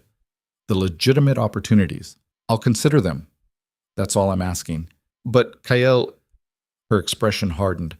If this doesn't work out, if I can't make the transition, I'm not going down quietly. I'll burn everything rather than end up powerless. I understand. She stood, extended her hand. Kale shook it. You're either the bravest person I've ever met, Park said, or the dumbest. I genuinely can't tell which. Neither can I. She left with her bodyguards, disappearing into Itaewon's evening crowds. Kyle sat alone at the table, hands shaking slightly from adrenaline crash. He'd chosen conversation over violence, vulnerability over control, the person he wanted to be over the person he'd been. It felt like standing on a cliff edge. Terrifying. Exhilarating. Possibly suicidal. His phone buzzed. Amara. How did it go? I'm alive. She's considering legitimate options. No blood. That's progress. Or postponed disaster. Come home. I made dinner. The word home hit differently now. Not the penthouse fortress, but a small apartment they'd rented in Hongdae. 2 bedrooms, affordable, ordinary, where neighbors made noise and delivery drivers actually found the address, where life happened instead of being controlled. Kyle paid the bill, stepped into Seoul's winter evening. Somewhere in this city, his empire was dissolving. Somewhere, former allies were plotting. Somewhere, the past waited to devour him. But tonight, someone had made him dinner. And that felt like the only victory that mattered. Waitress. 2 weeks later, everything went to hell. Kyle was reviewing architectural permits in the apartment when Jin called, voice ragged with panic. Turn on the news, Channel 7, now! Kyle grabbed the remote. The screen showed aerial footage of the construction site where the new school was supposed to break ground in a month. It was burning. Massive flames consuming the temporary structures, construction equipment destroyed, months of preparation turning to ash. The news anchor's voice cut through his shock. Arson suspected in the destruction of a controversial development project tied to Kyle Choi, former head of the notorious Choi Syndicate. Sources suggest this may be retaliation related to his recent testimony against... Kyle muted the sound. His hands were shaking, not from fear, from rage. Someone had destroyed the school. The one pure thing he'd tried to build. The monument to possibility instead of revenge. Gone. His phone rang. Unknown number. He answered. "Did you like my message?" A familiar voice, male, dripping satisfaction. Young Taemin, one of the 3 men from Harran Academy, the real estate developer. "You did this," Kyle said flatly. "I did, along with Daehyun and Jiwon. Consider it payback for the summit humiliation, for threatening our empires, for thinking you could just walk away without consequences." Kale's vision tunneled. That was a school for kids who... Oops, for broken scholarship students like you used to be, Taemin interrupted, which is exactly why we burned it. We wanted you to understand something, Kyle. You don't get to shed your past and become noble. You're a monster. You'll always be a monster. And monsters don't build schools. They destroy them. The line went dead. Kale stood frozen in his apartment, phone pressed to his ear, everything he'd tried to become crumbling around him. The door opened. Amara entered carrying groceries, took one look at his face, and dropped the bags. "What happened?" "They burned it," he said hollowly. "The school, Taemin and the others destroyed everything." She crossed to the television, saw the footage, went pale. "Oh, God." "They did it to prove I can't change, to show me that trying to be better just creates more targets, that the only way to protect anything is through fear and violence." Kyle, and they're right. He walked to the window, stared out at Seoul's indifferent sprawl. "I tried doing this the right way," he continued, voice dead. "Tried talking instead of threatening. Offered Park legitimate opportunities instead of making her disappear. Exposed corruption instead of using it as leverage. And what did it get me? A burned school. Mockery. Proof that weakness invites destruction." Amara grabbed his shoulders, forced him to turn around. "Don't," she said fiercely. "Don't let them win like this." "They've already won. They proved their point. Their point is that cruelty works, that might makes right, that broken people should stay broken. You're going to accept that?" "What choice do I have?" Kale's voice cracked. "I build something beautiful. They destroy it. I try to help people. They use it against me. I choose vulnerability. They exploit it. The world doesn't reward being better. It punishes it." "So you're going back? To violence? To control? To being exactly what they want you to be?" "I'm going back to being effective." Amar's eyes filled with tears. "Then you've learned nothing, absolutely nothing." "I've learned that nice guys finish last and dead. That idealism is a luxury for people with no enemies. That trying to change while your past is still hunting you is suicide. And what about us?" Her voice broke. "What about the person you promised to become? What about choosing love over power?" Kyle looked at her, really looked, and saw the woman who'd defended him in a cafeteria, who'd sat beside him when nobody else would, who'd believed he could be more than violence. And he knew with devastating clarity that he was about to lose her. "I'm sorry," he said. "Don't apologize. Choose." "I already have." He grabbed his coat, headed toward the door. "Kyle, please, I'll fix this. Then we can talk. If you walk out that door planning to hurt them, there's no we left to talk about." He stopped, hand on the doorknob. Every fiber of his being screamed to turn around, to choose her, to be the person she believed he could become.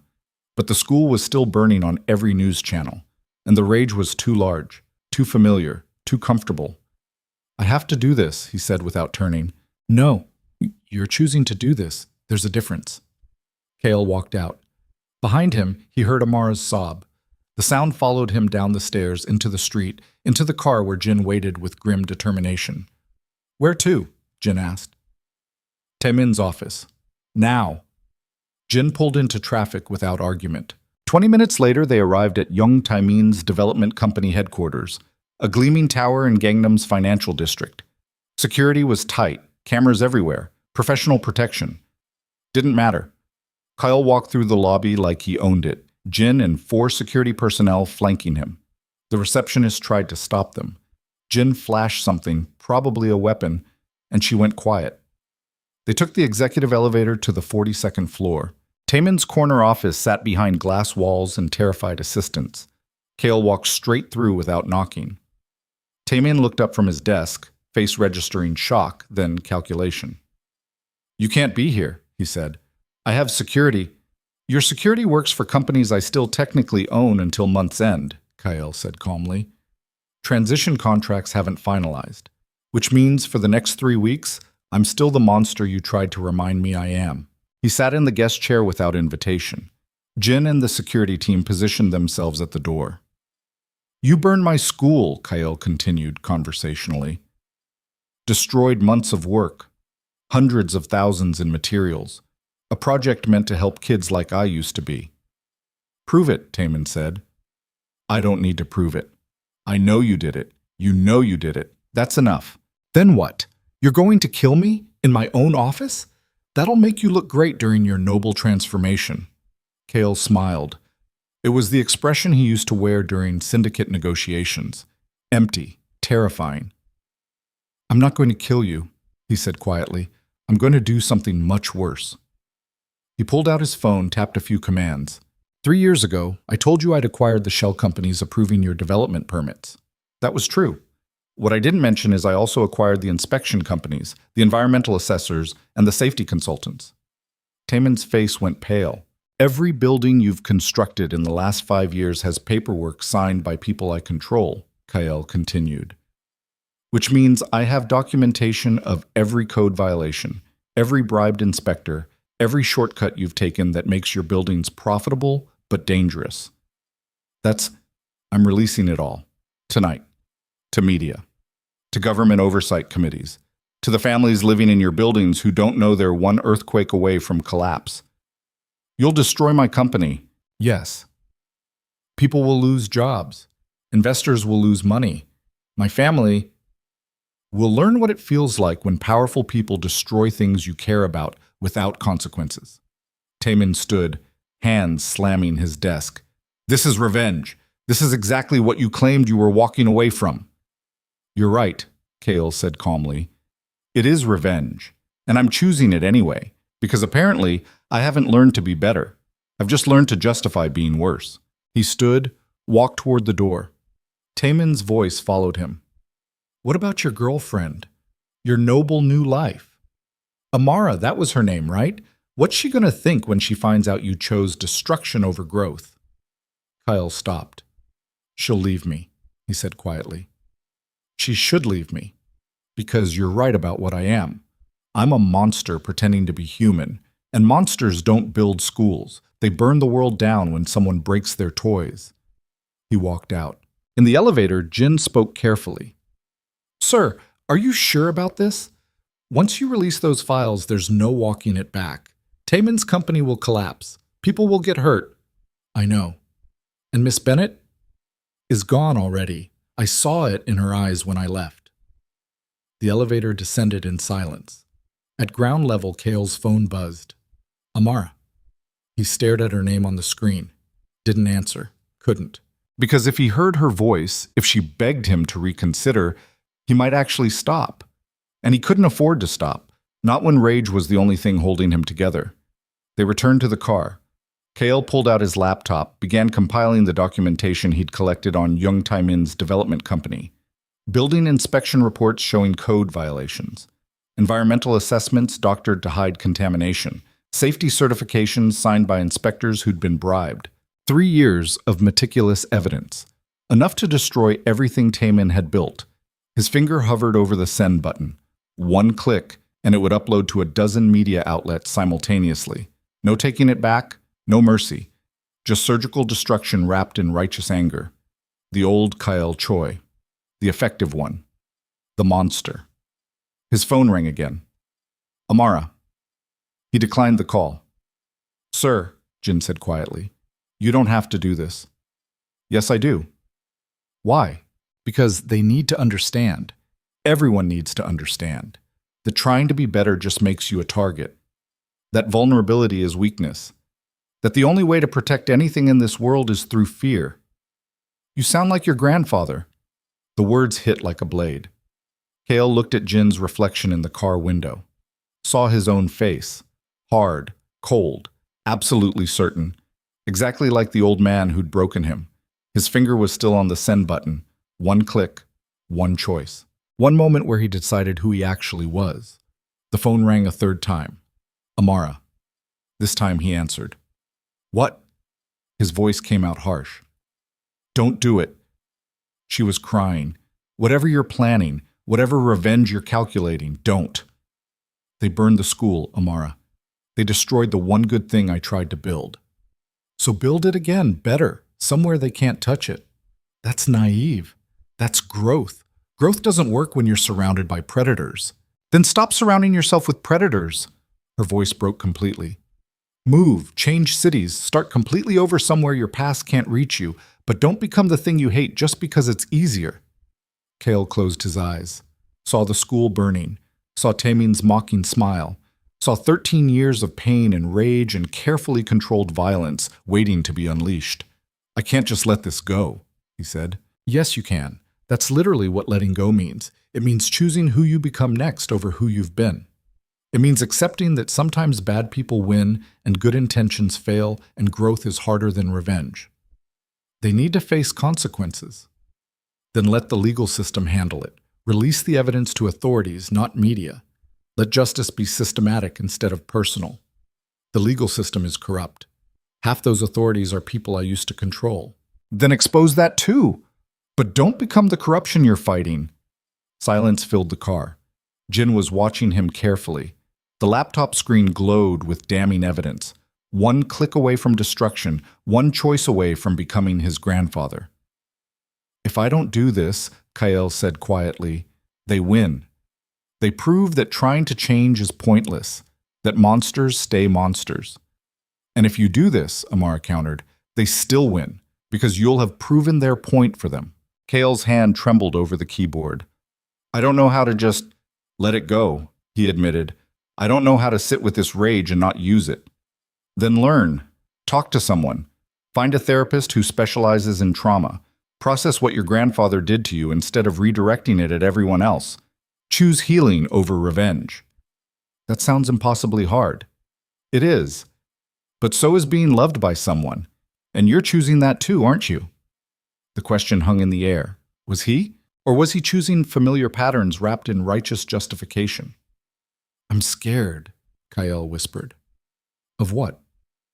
That if I let go of the anger, there won't be anything left. That rage is the only thing holding me together. That without it, I'm just empty. Then we'll fill the empty together, Amara said gently, with better things, slower things, human things. But Kael, you have to actually choose them, not just talk about it, not just intend it. Choose it right now, in this moment, when it costs everything.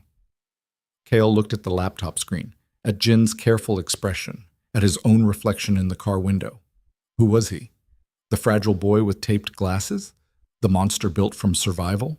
Or something new, something that could hold both truths without being defined by either?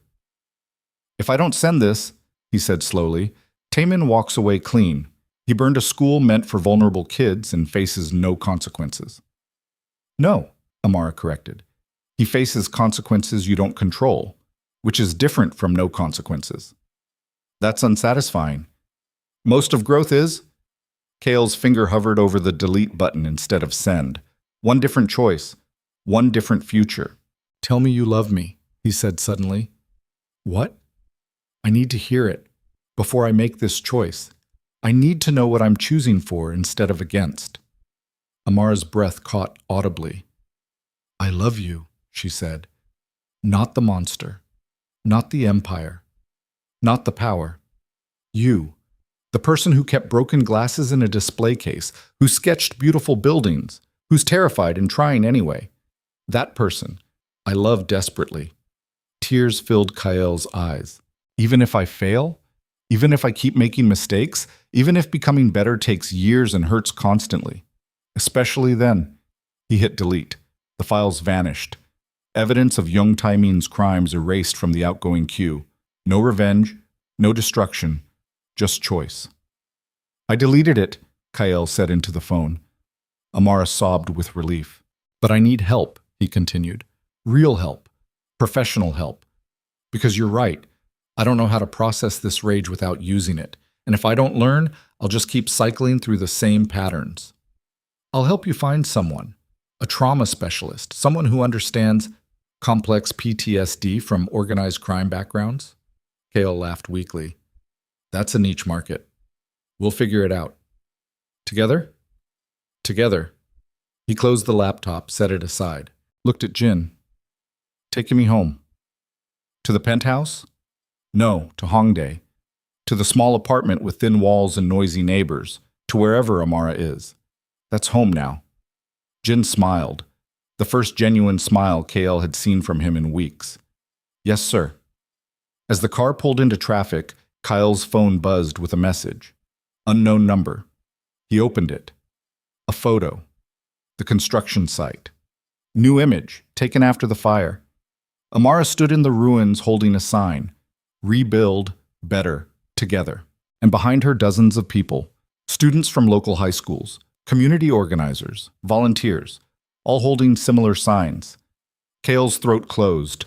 A second message appeared. You're not alone in wanting this. Come see. A. He showed Jin.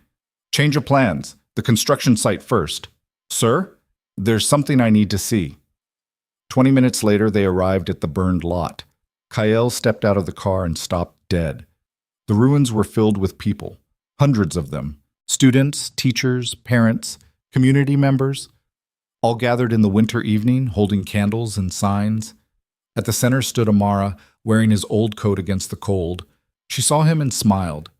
Kael walked through the crowd in a daze. People moved aside, creating a path. Some nodded. Some looked curious. Some looked skeptical. But they were there. What is this? He asked when he reached Amara. This is people who heard about a school being burned and decided it mattered, she said. People who want spaces where kids can be safe without judgment. People who believe broken things can be rebuilt better. I don't understand. A woman stepped forward, mid-40s. Teacher, by her bearing. I taught at a school like what you described, she said, before budget cuts shut it down. I've spent 5 years trying to find funding to rebuild. When I heard about your project and then heard someone burned it, I posted about it online, asked if anyone else cared. She gestured at the crowd. Turns out a lot of people care. Another voice. A teenager. Male. Familiar, somehow. You probably don't remember me, he said. I was at Heron Academy on scholarship, 3 years below you. I watched them tear pages from your sketchbook. It taught me that people like us don't matter. I've believed that for years. His voice strengthened. But this project, a school designed specifically for people the system abandons, it made me think maybe I was wrong. Maybe we do matter. Maybe someone actually gives a damn. More voices joined. Stories of bullying, of poverty, of being invisible in elite spaces designed to exclude them. Story after story of people who'd been broken by systems that valued wealth over humanity, and all of them standing in burned ruins saying, rebuild it anyway. Kael looked at Amara, completely overwhelmed. You organized this? I made a few calls, sent some emails, but they organized themselves. That's what happens when you give people hope instead of control. She took his hand. So here's the choice, she said. You can destroy Young Taemin and prove you're still a monster, or you can rebuild this school with the help of people who actually believe in what it represents, not because you're powerful, but because the idea matters. Kael looked at the hundreds of faces surrounding him, expectant, hopeful, believing he could be more than his worst moments. I don't deserve this, he whispered. None of us deserve the good things we receive, the teacher said, but we can choose to be worthy of them going forward. Kael turned to Amara. If we rebuild, if I actually commit to this, I can't go back. Can't use syndicate resources. Can't rely on fear or leverage. Just fundraising and community support and probably years of struggle. I know. We might fail. The money might run out. Young Taemin might burn it down again. We might. He might. Life doesn't come with guarantees. Then why try? Amara smiled, squeezed his hand. Because 13 years ago, a girl sat beside a boy in a cafeteria. It was one small moment of kindness, and somehow, impossibly, it changed everything. What if this school produces 1,000 more moments like that? What if broken kids who thought they didn't matter discover they do? Kyle looked at the burned site, at the crowd of believers, at the woman who'd somehow convinced him he could be human instead of monstrous. Okay, he said. We rebuild, together, the right way. No shortcuts, no leverage, just honest work. The crowd erupted in cheers. Amara kissed him, fierce and quick and full of pride. There's the person I fell in love with, she whispered. For the first time in months, maybe years, Cale felt something like peace settle into his chest, not because the fight was over, but because he'd finally chosen the right battle. Around them, people began discussing plans, fundraising strategies, volunteer schedules, design input. The school was already being rebuilt, not by one powerful man controlling outcomes, but by a community deciding something mattered enough to fight for. Jin approached, expression carefully neutral. The syndicate transition completes in 2 weeks, he said quietly. After that, you'll have no official access to those resources. No leverage, no protection. I know. Young Taemin will still be out there, angry, looking for revenge. I know. You're choosing to be vulnerable. I'm choosing to be human. Jin nodded slowly. Then I'll make sure the transition goes smoothly. And after, if you need security for the school project, I'm available. Kaol looked at the man who'd served him for years. You'd walk away from the syndicate? From the power? I'd follow someone I actually respect, Jin said simply. Power is easy to find. Integrity is rare. He walked away before Kaol could respond. Amara squeezed Kaol's hand tighter. You're building something real. We are, he corrected. None of this works if I'm doing it alone. They stood together in the ruins, surrounded by strangers who believed in possibility, while Seoul's winter night settled around them. Somewhere in the city, Young Taemin was planning his next move. Somewhere, the empire Kael built was dissolving. Somewhere, the past waited with teeth. But here, now, broken people were choosing to build something beautiful. And that felt like the only victory that mattered. Kael pulled out his phone, opened his notes app, began sketching. Not a school designed by one architect, but a space designed by dozens of voices, students, teachers, parents, people who understood what safety felt like because they'd never had it. Amar looked over his shoulder. What are you doing? Starting over, Kael said. The right way. Around them, the crowd began to disperse, but they left behind something precious. Hope. Fragile. Improbable. Worth protecting. Worth becoming someone better for. The fragile boy with taped glasses was finally building the impossible city he'd once sketched, not through power, through community, not through fear, through trust. And somewhere in the distance, dawn was beginning to break over Seoul's vast horizons. 6 months after the fire, the school existed as half-finished skeleton against Seoul's spring sky. Construction moved slowly without syndicate money. Every beam required fundraising. Every window came from donated materials. Progress happened in increments, volunteers working weekends, local contractors offering discounted labor, students from nearby universities contributing design work for course credit. It was messy, imperfect, beautiful in ways Kael had never imagined when he built empires through fear and leverage. He stood on the 3rd floor, still exposed to open air, no walls yet, watching Amara coordinate with the structural engineer about load-bearing modifications. She'd thrown herself into the project with fierce determination, learning construction terminology and building codes with the same intensity she'd once applied to surviving. She belonged here more than he did. These were her people, the scholarship kids, the invisible ones, the people society built systems to exclude. Kael was just learning how to exist among them without controlling them. His therapist said it was progress. Dr. Yoon was a stern woman in her 60s who specialized in complex trauma. She'd spent 3 months helping Kael untangle 13 years of violence from his sense of identity, teaching him the difference between justified anger and redirected pain, showing him how survival mechanisms that saved his life during captivity now sabotaged every relationship. The work was brutal, harder than anything physical he'd endured. Some days he wanted to quit, to return to the simple clarity of power and control. But Amara would look at him with those steady eyes, and he'd remember why he was trying. Kyle, her voice carried across the construction site, the engineer needs your input on the safe room specifications. He descended temporary stairs carefully, joined them at the blueprint spread across sawhorses. The safe room was the heart of the building, a space designed specifically for students experiencing crisis. Soft lighting, comfortable seating, no windows facing common areas, soundproofed, a place to exist without performance. The engineer pointed to structural details. We can install the acoustic paneling you specified, but it'll require additional framing here and here. That's another $15,000 we don't have budgeted. Kyle's first instinct was to write a check. He had money left. Not empire-level wealth, but enough to cover the shortfall without blinking. But that was the old pattern.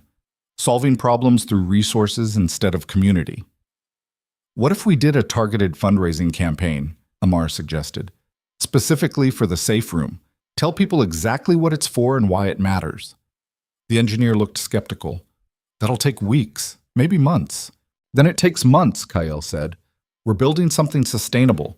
That means not relying on one person's money. Amara smiled at him. That smile still made his chest tight. 6 months of therapy, and he still couldn't quite believe she'd chosen him. Stayed with him through the ugly work of changing. Loved him despite knowing exactly what he'd been. I'll draft the campaign materials tonight, she said. We can launch by Friday. They worked through the afternoon discussing timelines and material orders and volunteer schedules. Ordinary problems with ordinary solutions. No threats, no leverage, just collaboration. As evening approached, most volunteers departed. Kyle and Amara remained, walking through the skeletal structure as sunset painted Seoul's skyline gold and crimson. How's your mother? Kyle asked. Good. Cancer's in remission. She's talking about visiting the construction site when it's safer. Wants to see what I'm building. What we're building. She still doesn't know exactly who you are, what you were. Kyle was quiet. Are you going to tell her? Eventually, when I figure out how to explain that the man I love used to be Seoul's most feared crime boss. That should be a fun conversation. Amara laughed, leaned against a support beam. She'll either accept it or disown me. Either way, it's my choice to make.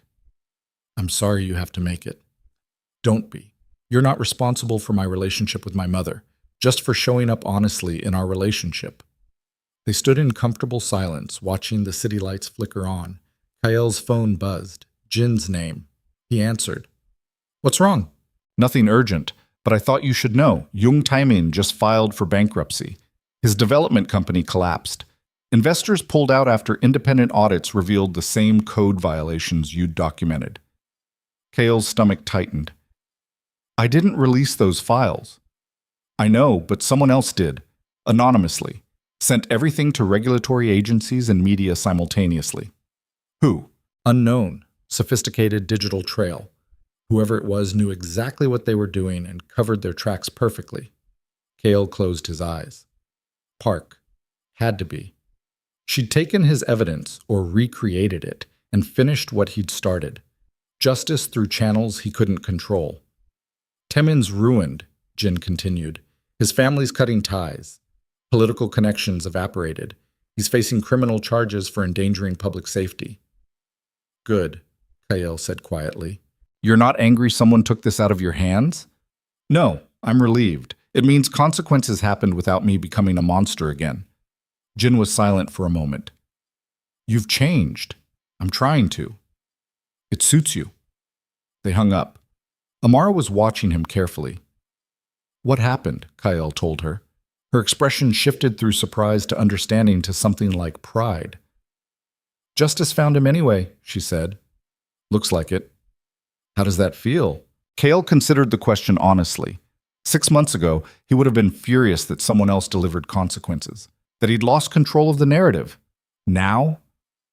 It feels like maybe the world doesn't need me to fix it, he admitted. Like, maybe if I step back and let systems work, even broken systems, sometimes the right outcomes happen anyway. That's growth. That's exhausting. She kissed him softly. Come on. I made reservations at that place in Itaewon you like. Let's celebrate Park's anonymous heroism with overpriced pasta. They left the construction site hand in hand, walking through Hongdae's evening crowds toward the subway. Ordinary couple. Ordinary night. Everything Kyle had never imagined wanting. Everything that mattered now. March. 3 weeks later, Kyle received an unexpected visitor at the construction site. He was reviewing electrical plans when Jin appeared with a teenager in tow. Male, maybe 16, nervous energy and defiant eyes. "This is Min," Jin said. "He claims he has information you need." The kid looked terrified but determined. "I worked for Park before the transition. She sent me with a message." Kyle set down the blueprints. "What message?" Min pulled an envelope from his jacket. Old-fashioned, sealed with actual wax. Inside, a handwritten letter. Kyle recognized Park's precise script immediately. "I'm writing this from Singapore, where I've started a legitimate freight logistics company using the connections you provided. It's harder than I expected, less profitable, but I'm sleeping through the night for the first time in years. I wanted you to know. I'm the one who released Taemin's files. Not because you asked, but because seeing you choose the difficult path instead of the easy one made me realize I could too. You were right about power being what you use when you've failed at everything else. I'd been failing for years, just didn't know it. The kid who delivered this, Min, he's been trying to leave the underground economy but doesn't know how. I told him you'd help, not with money, with guidance, with showing him what choosing different looks like. Consider it paying forward the chance you gave me. Don't disappoint him, or yourself." Park. Kale looked up at the teenager. Min was watching him with desperate hope barely concealed beneath practiced toughness. "How old are you?" Kyle asked. 16, 17 next month. "School?" "Dropped out. Family situation made it impossible." "What did you do for Park?" Min's jaw tightened. "Deliveries, courier work. I didn't ask what was in the packages." "But you knew." "Yeah, I knew." Kale folded the letter carefully. "Why do you want out?" "Because I'm smart enough to know this ends badly. Prison or dead. Those are the only exits if I keep going." "What do you want instead?" The question seemed to surprise Min, like nobody had ever asked. "I want—" He stopped, started again. "I used to be good at school, math especially, before everything got complicated. I want that back. The feeling of solving problems that have actual answers instead of just surviving." Something in Kyle's chest cracked open. He saw himself, the scholarship kid with taped glasses and impossible dreams. "Okay," Kyle said. "Okay, what?" "Okay, I'll help. But here's the deal. I'm not a miracle worker. I can't erase your past or guarantee your future. What I can do is connect you with resources. GED programs, community college options, maybe a job here at the construction site if you're willing to work." Min blinked rapidly. "You'd hire me? After I just admitted to criminal courier work?" "I've done worse. The question isn't what you've been. It's what you're willing to become." The teenager's tough facade crumbled. He looked about 12 suddenly, scared and hopeful and desperate to believe. "I'll work hard," he said. "I promise. I won't mess this up." "You probably will mess up," Kale said honestly. "Everyone does. But messing up isn't the same as failing. It's just data. You learn and adjust." He turned to Jin. "Can you get Min set up with the volunteer coordinator? Start him on basic labor, see how he does." Jin nodded, led the teenager away. Amara appeared from the safe room where she'd been installing temporary shelving. "I heard that," she said. "Heard what?" "You sounding like the person you were always supposed to be." Kale leaned against a support beam, suddenly exhausted. "I don't know what I'm doing," he admitted. "That kid needs professional intervention, social services, educational counseling. I'm just a former crime boss with money and guilt. You're someone who survived the same system that's trying to consume him. That matters." "Does it? What if I make it worse? What if I give him hope and he ends up more broken?" Amara crossed to him, took his hands. "Then you'll have tried," she said simply, which is more than most people do, and maybe trying is enough. "When did you become so wise?" "When I started dating someone who forced me to think about these questions constantly." Despite everything, Kyle smiled. They returned to work, but Min's arrival settled something inside him. This was the path forward, not grand gestures or systemic change, just one person helping one other person navigate darkness, the way Amara had once helped him by simply sitting beside him. The school's grand opening was scheduled for late autumn. 8 months of construction, thousands of volunteer hours, fundraising campaigns that brought in donations ranging from $5 to $5,000. The community had built this. Not Kael, not his money or power or leverage. Just people who believed something mattered. The week before opening, Kael stood in the completed safe room, running his hands along the acoustic paneling they'd finally afforded. Soft lighting, comfortable chairs, bookshelves stocked with donated novels and art supplies. A space designed specifically for students who needed to exist without pressure. Amara entered carrying a small box. "I have something for you," she said. Inside the box sat a pair of glasses, wire-rimmed, one lens cracked, frames held together with yellowed tape. Minho's glasses, the ones Kael had kept in a display case for 13 years. "I thought we could put them here," Amara said, "in the safe room, not as a relic, but as a reminder that broken things have value, that the kid who wore these survived and built something worth surviving for." Kael's throat closed. "I don't know if I want students seeing them," he managed. "Knowing they're mine, it feels like admitting you were vulnerable once? Like using my pain for inspiration. That feels exploitative." Amara set the box on a shelf carefully. "What if we don't tell them they're yours? We just label them a reminder that broken things can be repaired. Let students interpret that however they need." Kael looked at the glasses. 13 years ago, they'd represented everything he hated about himself. Weakness, poverty, invisibility. Now they represented survival. "Okay," he said quietly. "Leave them." Amara placed the glasses on the shelf with a small placard reading exactly what she'd suggested. They stood together in the safe room, surrounded by everything they'd built. "Are you ready for this?" Amara asked. "Tomorrow we open. Students arrive. The press covers it. You'll be public again, visible, vulnerable." "Terrified," Kyle admitted. "But yes, ready." What changed? He thought about Min, now enrolled in GED courses and working construction part-time. About Park, building a legitimate business in Singapore. About Jin, who'd chosen integrity over power. About the hundreds of volunteers who'd believed a school could matter. "I stopped thinking I had to do this alone," Kael said. "Stopped believing control was the same as safety. Started trusting that maybe community is stronger than empire." "That's very evolved of you. Don't get used to it. I'll probably panic and try to micromanage something tomorrow." She laughed, kissed him. They left the safe room together, walking through halls that would soon fill with students. Broken kids looking for spaces to exist, just like they'd once been. Opening day arrived with unseasonable warmth and clear skies.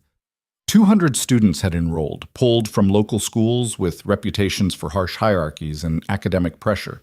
Kids on scholarships, kids from difficult homes, kids who needed the safe room more than advanced calculus. Kyle stood at the entrance wearing simple clothes, no designer labels, no armor of wealth, watching families arrive. Parents looked skeptical, curious, hopeful. Students looked wary, like they'd been promised safe spaces before and learned not to believe. Amara squeezed his hand. "You should say something. Welcome speech." "I'm not good at speeches." "Then be bad at speeches, but say something."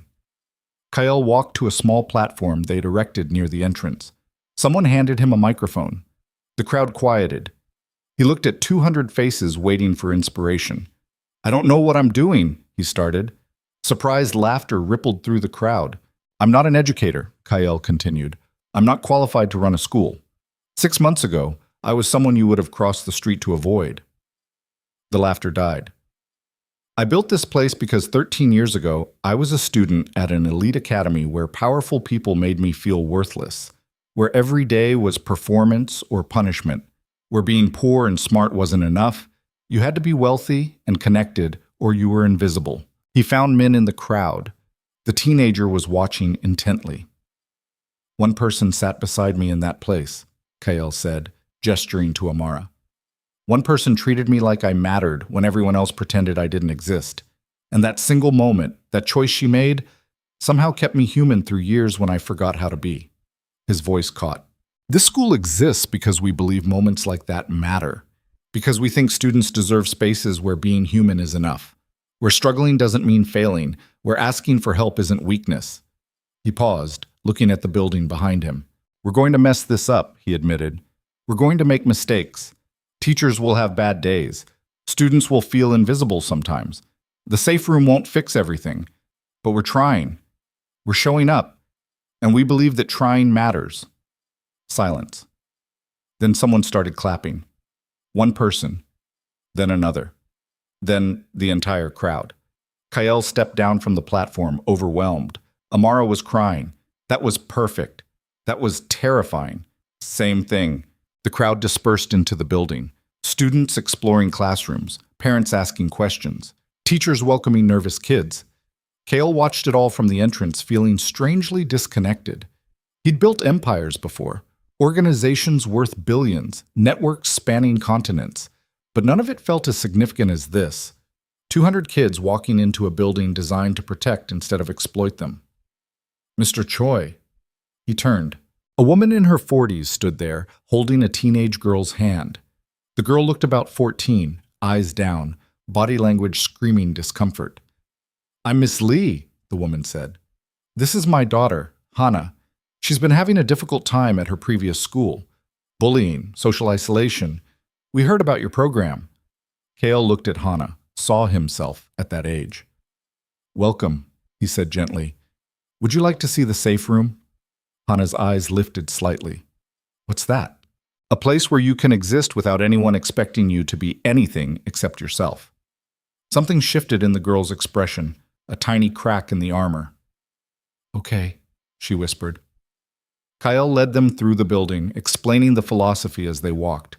Amara joined them, adding details about student support systems and mental health resources.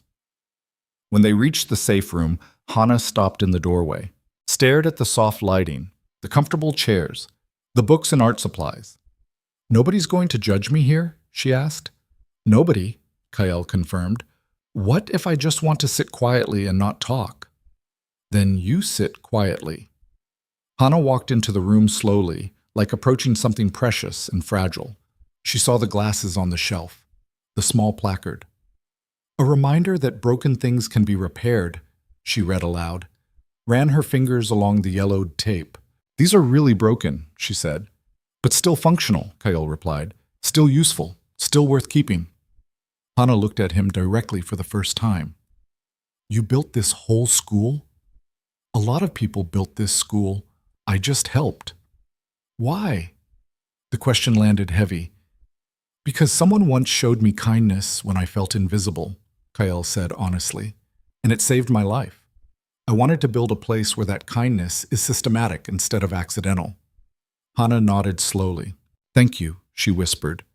Then she sat in one of the comfortable chairs, pulled out a book, and started reading, claiming the space, making it hers. Ms. Lee wiped tears from her eyes. Thank you. We're just getting started, Kael said, but we'll do our best. As they left Hana in the safe room, Amara took his arm.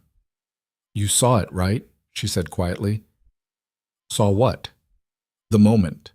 When that girl realized she could be safe here. When the armor cracked.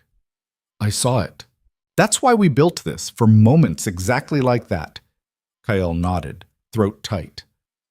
That evening, after students and families departed, after teachers finished setting up classrooms, after volunteers celebrated with donated pizza, Kael and Amara stood alone in the empty building. Night pressed against windows. Seoul's lights glittered beyond. How do you feel? Amara asked. Kael considered the question carefully. Exhausted, terrified, hopeful, unqualified. He paused. Proud. For the first time in my life, genuinely proud of something I've built. You should be. We should be. She smiled, leaned against him. They walked through the silent halls one final time, past classrooms and labs and the library men had helped organize. Stopped at the safe room. The glasses sat on their shelf, illuminated by soft ambient lighting, a reminder that broken things can be repaired. "Do you ever regret it?" Amara asked suddenly. "Walking away from the power? The empire? You could have kept it all, stayed dangerous, maintained control." "Every day," Kyle admitted. She looked at him sharply. "I regret how easy it was," he continued. "How comfortable. How simple the world felt when I could solve problems through fear. I regret that part of me will always want that simplicity back. But regret isn't the same as choosing. I regret how hard this is. I don't regret doing it." Amara was quiet for a moment. "I love you," she said finally. "Not despite the difficulty, because you're choosing it anyway. Even when I'm terrified and unqualified and probably going to mess this up? Especially then." Kael pulled her closer. They stood in the safe room surrounded by everything they'd built together, and for the first time in his life, Kael Choi felt like he was exactly where he belonged. Not in penthouse fortresses, not commanding empires. Here, in a small room designed for broken kids. Proof that survival could be gentle, that power could mean protection instead of control, that love was choosing each other when it cost everything. Outside, Seoul continued its endless sprawl. Millions of lives intersecting and diverging, ordinary and extraordinary all at once. And somewhere in that vast complexity, two people who'd once sat beside each other in a high school cafeteria had finally figured out how to build something worth surviving for. Back. 5 years later, Kael stood in that same safe room, watching it fill with students during lunch period. The school had expanded. 400 students now.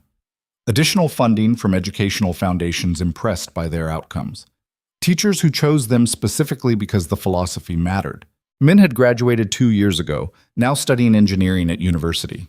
Hana worked as a student mentor, helping new kids navigate the transition. Park sent quarterly donations from Singapore with notes about her legitimate business thriving. Jin ran security for 3 similar schools that had opened using their model. The fragile experiment had become sustainable. Kael's hair showed gray at the temples now, lines carved deeper around his eyes.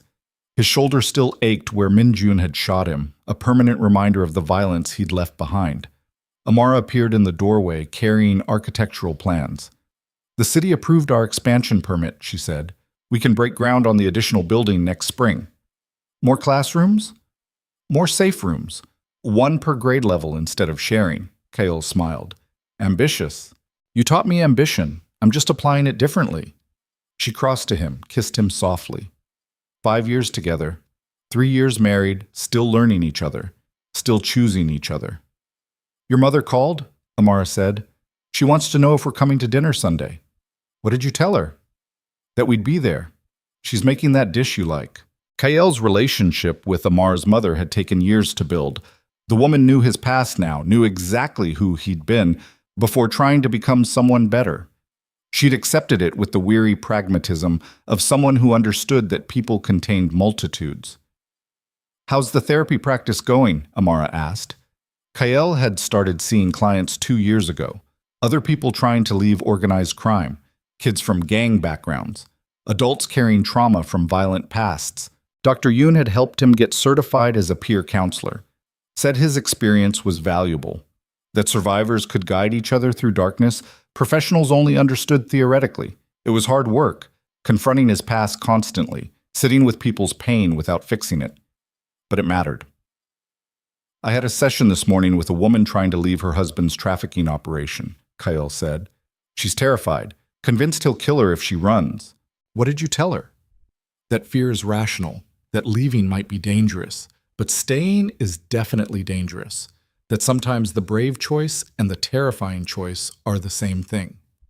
Amara nodded. "Did she believe you?" "I don't know, but I gave her resources, safe houses, legal contacts, showed her that infrastructure exists. What she does with it is her choice." They stood together in the safe room, watching students exist without performance. Some reading, some drawing, some just sitting quietly, being human, being enough. "Do you ever think about what would have happened if I hadn't sat beside you that day?" Amar asked suddenly. Kael considered the question. "I'd probably be dead," he said honestly. or running my grandfather's empire, becoming exactly what he wanted, losing every fragment of humanity I had left. That's dark. That's honest. What changed it? Really? One person sitting beside you shouldn't have been enough to alter your entire trajectory. Kale looked at the glasses on the shelf, still there after 5 years, still reminding students that broken things have value. It wasn't just you sitting beside me, he said slowly. It was you seeing me, treating me like I mattered when powerful people said I didn't. That contradiction between what the world told me I was and what you showed me I could be. It created space for something different. He turned to face her directly. You didn't save me, Amara, but you reminded me I was worth saving, and sometimes that's enough. Tears filled her eyes. I think that's the most romantic thing you've ever said to me. Really? More romantic than the wedding vows? Those were beautiful, but this is true. They kissed, slow and gentle, while students pretended not to notice. When they pulled apart, a teenager approached nervously. Female, maybe 15.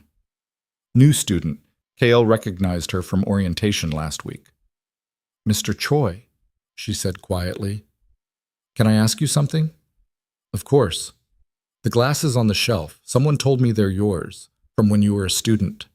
Kale's chest tightened. They'd never officially confirmed it. Never wanted to make the safe room about his story instead of students' stories. But rumors circulated anyway. They are, he admitted. The girl studied them carefully. What happened to the person who wore them? He survived. It took a long time and cost a lot. But he survived. And now? Now he runs a school, loves his wife, tries to help other people survive. The girl nodded slowly. I was bullied at my last school. They broke my glasses, said I looked stupid. I've been wearing contacts since, but seeing these, she gestured at the shelf, made me think maybe I don't have to hide. Kale's throat closed completely. You don't, he managed. Glasses, contacts, whatever feels right. That's your choice. But you don't have to hide to be safe here. The girl smiled, small and fragile and genuine. Thank you, she said. Then she returned to her corner of the safe room, pulled out a book, started reading. Amara squeezed Kale's hand. Moments, she whispered. Moments, he agreed. They left the safe room together, walking through halls filled with students and teachers and the ordinary chaos of learning. In Kyle's office, architectural plans for the expansion covered his desk.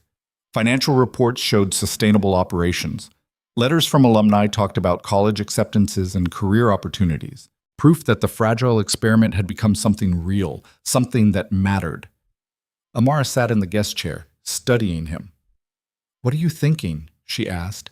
That I've spent 5 years trying to build something good, and I still don't know if it's enough. If it balances the scales for what I did before. It doesn't. The honesty startled him. You're not supposed to agree with that, he said. Why not? It's true. You can't erase 13 years of violence by building one school. Math doesn't work that way. Morality doesn't work that way. Then why do this? Because balance isn't the point. Growth is. Becoming someone different is. Choosing today over yesterday is. She leaned forward, expression serious. You'll carry what you did forever, Amara said. That weight doesn't disappear, but you can choose what you build on top of it, and you're building something worth the foundation. Kale absorbed that slowly. That's terrifying, he said finally. Living is terrifying, but you're doing it anyway. We're doing it anyway. She smiled, stood, crossed to him. They held each other in the quiet office while the school continued around them. Proof that broken people could build beautiful things. That survival was possible. That choosing love over power wasn't naive. It was the hardest, bravest thing anyone could do. Perchance. That evening, Kyle and Amara walked through Hongdae toward their apartment. 5 years in the same small space with thin walls and noisy neighbors. They could afford better now. The school paid modest salaries and Kyle's therapy practice generated income. But they'd chosen to stay. Chosen ordinary. Chosen community over isolation. They stopped at a convenience store, bought instant noodles and beer, headed upstairs. Their apartment was cluttered with architectural plans and student portfolios and books about trauma recovery. Photos covered the walls, the school's opening day, men's graduation, their small wedding with just family and close friends, a life built from ordinary moments. Amara cooked while Kyle reviewed session notes from the trafficking survivor he'd met with that morning, thinking about how to connect her with resources without overwhelming her. They ate at their small table, talking about expansion plans and budget concerns, and whether Min would accept the teaching position they'd offered. Normal conversation, domestic problems, everything he'd never imagined wanting. After dinner, they sat on their tiny balcony, watching Seoul's lights stretch toward infinite horizons. "Do you ever miss it?" Amara asked. "The power, the certainty, knowing you could solve any problem through leverage?" "Sometimes," Kyle admitted. "Usually when I'm exhausted and a problem feels impossible, and using fear would be so much easier than building consensus." "What stops you?" "You. This." He gestured at their ordinary apartment, ordinary life. "The knowledge that I'd rather fail at being human than succeed at being monstrous." Amara leaned against him, head on his shoulder. They sat in comfortable silence while the city breathed around them. "I'm pregnant," she said suddenly. Kael went absolutely still. "What?" "Pregnant 8 weeks, I found out yesterday. Was trying to figure out how to tell you." 1,000 emotions crashed through him simultaneously. Terror, joy, panic, wonder. "Are you sure?" "Very sure. Doctor confirmed it." Kyle stood, paced the tiny balcony, mind racing. A child. His child. "I don't know how to be a father," he said. "I don't know how to raise someone when my own childhood was—" He stopped. "What if I mess them up? What if I'm too broken to—" Amara grabbed his hands, forced him to stop pacing. "You're going to mess up," she said calmly. "All parents do. But you're also going to try. You're going to show up. You're going to choose them over your fear, just like you've been choosing me." "That's different." "How?" "You're an adult. You chose this knowing what I was. A child doesn't get to choose their parents." "No, but they get to experience you trying to be better. They get to see growth instead of perfection. That's valuable." Kale looked at her stomach. No visible change yet, but life growing there. Possibility. "I'm terrified," he admitted. "Good. That means you understand the stakes. What if I revert? What if stress triggers old patterns? What if I hurt them without meaning to? Then you apologize. You course correct. You keep trying." "Kale," her voice softened. "You're not your grandfather. You're not even the person you were 5 years ago. You're someone who chose to change when it cost everything. That person can be a good father." Tears filled his eyes. "Are you happy about this?" he asked. "Terrified and happy. Can both exist simultaneously?" "In my experience, the important things always do." He pulled her close, rested his hand gently on her stomach. Life growing there. A person who would never know the violence that built him. Who would grow up with the school and the safe room and parents who chose each other constantly. "We're really doing this," he said. "We're really doing this." They stood on their tiny balcony while Seoul's infinite light stretched towards horizons they'd never see. But the horizon visible from here was enough. More than enough. 9 months later, Kyle held his daughter for the first time in a hospital room filled with ordinary miracles. She was tiny, perfect, terrifying. He'd faced down gang leaders and corrupt politicians and his own uncle trying to kill him. But holding 7 pounds of absolute vulnerability made every other fear seem insignificant. "What should we name her?" Amara asked from the hospital bed, exhausted and radiant. They'd discussed options for months. Traditional names, modern names, names with meaning. Kyle looked at his daughter's sleeping face. Thought about the fragile boy with taped glasses. Thought about the woman who'd sat beside him. Thought about broken things being repaired. "Hannah," he said quietly. Amara smiled. "Like the student from opening day?" "Like the flower, like hope, like something beautiful growing from difficult soil." "Hannah Choi," Amara tested. "I love it."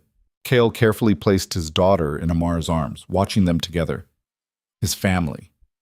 Built from choices instead of blood. From trying instead of certainty. From love that cost everything and was worth every price. Outside the hospital window, Seoul continued its endless sprawl. Ordinary people living ordinary lives, building families and careers and small moments of grace. And somewhere in that vast complexity, two people who'd once been broken had created something whole, not perfect, not simple, but real. Human. Enough.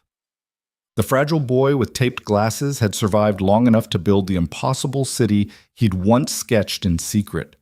Not through power, through community, not through fear, through love. And the girl who'd once sat beside him in silence had become the reason he survived it all. Above them, the sky opened onto infinite possibility. Below them, Seoul pulsed with millions of interconnected lives. And in the space between, Kael Choi held his sleeping daughter and finally understood what his grandfather had never learned. That strength wasn't control. It was vulnerability. That power wasn't dominance. It was choice.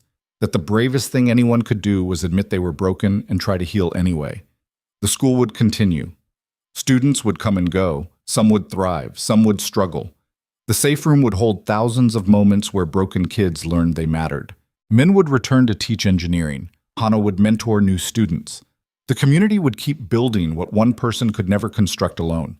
And through it all, Kael would keep trying, keep choosing, keep becoming someone worth the love he'd been given. Because 13 years ago, a girl had sat beside a boy in a cafeteria. One moment, one choice, one act of kindness that somehow changed everything. And now they were building a world where moments like that weren't accidents. They were architecture, deliberate, sustainable, worth every difficult choice, worth every scar, worth surviving for. Amara shifted in the hospital bed, looking at him with those steady eyes that had first seen him when he was invisible. "What are you thinking?" she asked. Kael looked at his daughter, at his wife, at the life they'd built from fragments and faith.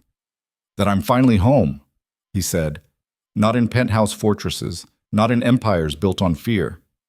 Here, with people who chose him when he was nothing and kept choosing him while he learned to be something. That was enough. More than enough. Everything." Outside, Seoul's lights flickered against the evening sky. Enormous, imperfect, alive. Inside, a family rested together in ordinary grace. And somewhere between the darkness they'd survived and the light they were building, Kael Choi finally allowed himself to hope. Not for perfection, not for redemption, but for tomorrow. And the day after. And all the fragile, beautiful, terrifying days that came after that. One choice at a time, one moment at a time, one breath at a time. Together, always together. Home,